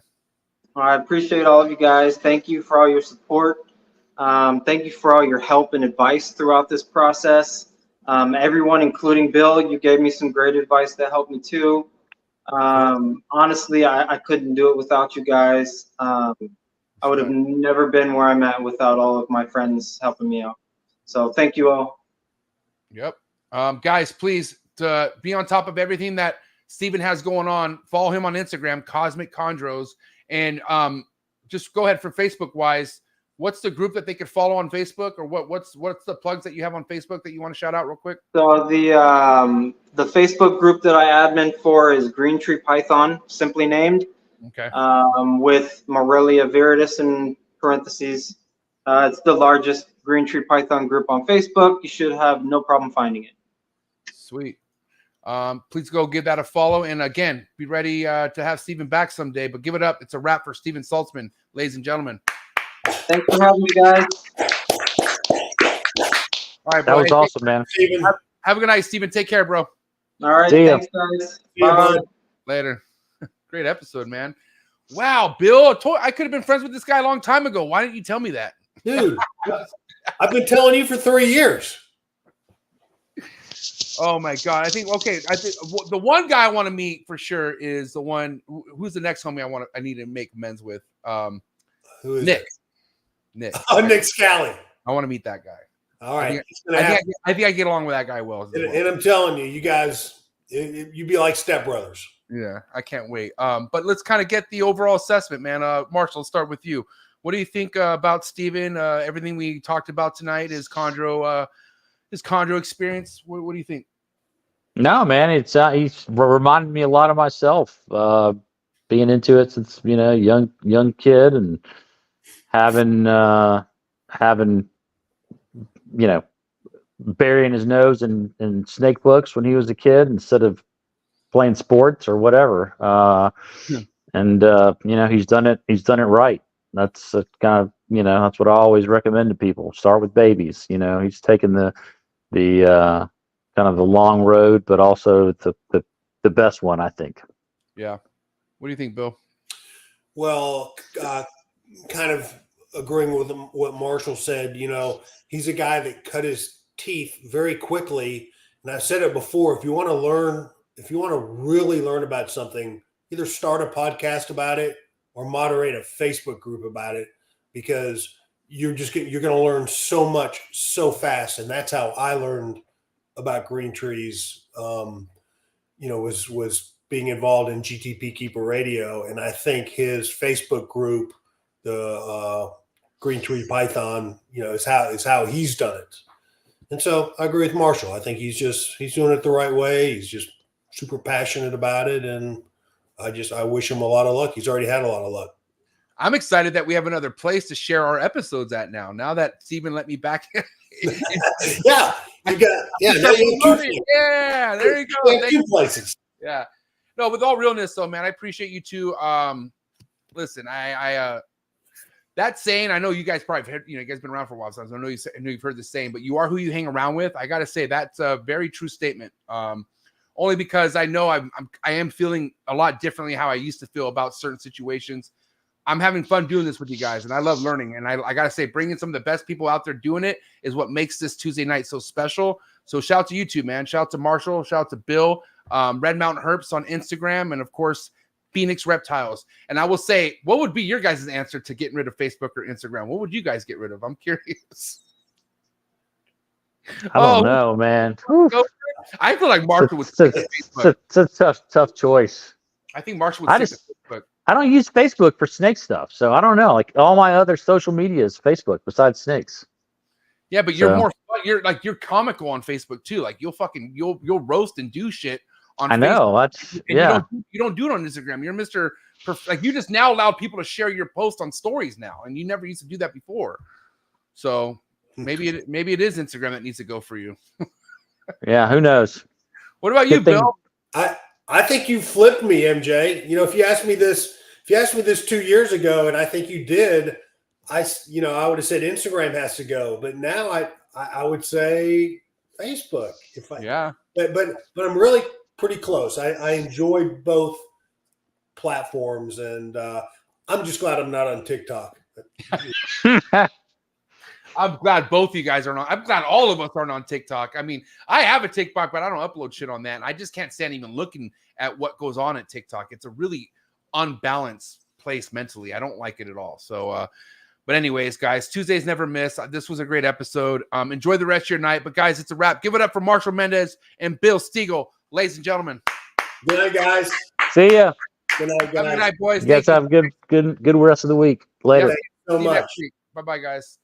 Great episode. I appreciate everyone who tapped in. This was a very special episode for not only me, but for the channel, man. Having Steven Saltzman come to the trap with Bill Stiegel and Marshall Mendez in the house was next level. And I appreciate everyone who tapped in and enjoyed this episode with me and all the other trappers who were in the building. But don't forget, join the Trap Talk Patreon family today, man. Very first link in the description below. Click on it. Join the Discord. Join the Instagram group chat. It is just popping nonstop. But have a good night, man. Don't forget Cush's Corner right here on Trap Talk Reptile Network going down 6 o'clock Pacific Standard Time. Rob Christensen coming to Trap Talk. It's going to be a great show. Any scrub lovers out there cannot miss this episode. I'm just giving you a little inside tip right there. You don't want to miss tomorrow night's episode, especially if you are a scrub lover. And I don't mean scrub like TLC scrub. I mean scrub pythons, all right? Thursday night, it's definitely going down right here, okay? Any MPR network fans out there, Morelia Python Radio Network fans, well, guess what? I'm bringing the creator of that network here to Trap Talk Reptile Network Thursday night, all right? So shout out to Eric from MPR Network who's coming to Trap Talk to kind of get to know me better and him better. This is going to be next level episode, I'll tell you that much. So set your reminder. It's going down. Coolest reptile network in the world, and that's a fact. Have a good night, guys. Hey, hit the like button before you leave. Seriously, hit the like button. Don't be a hater. Have a good night. I'll see you here tomorrow, and I'm out. Cheers.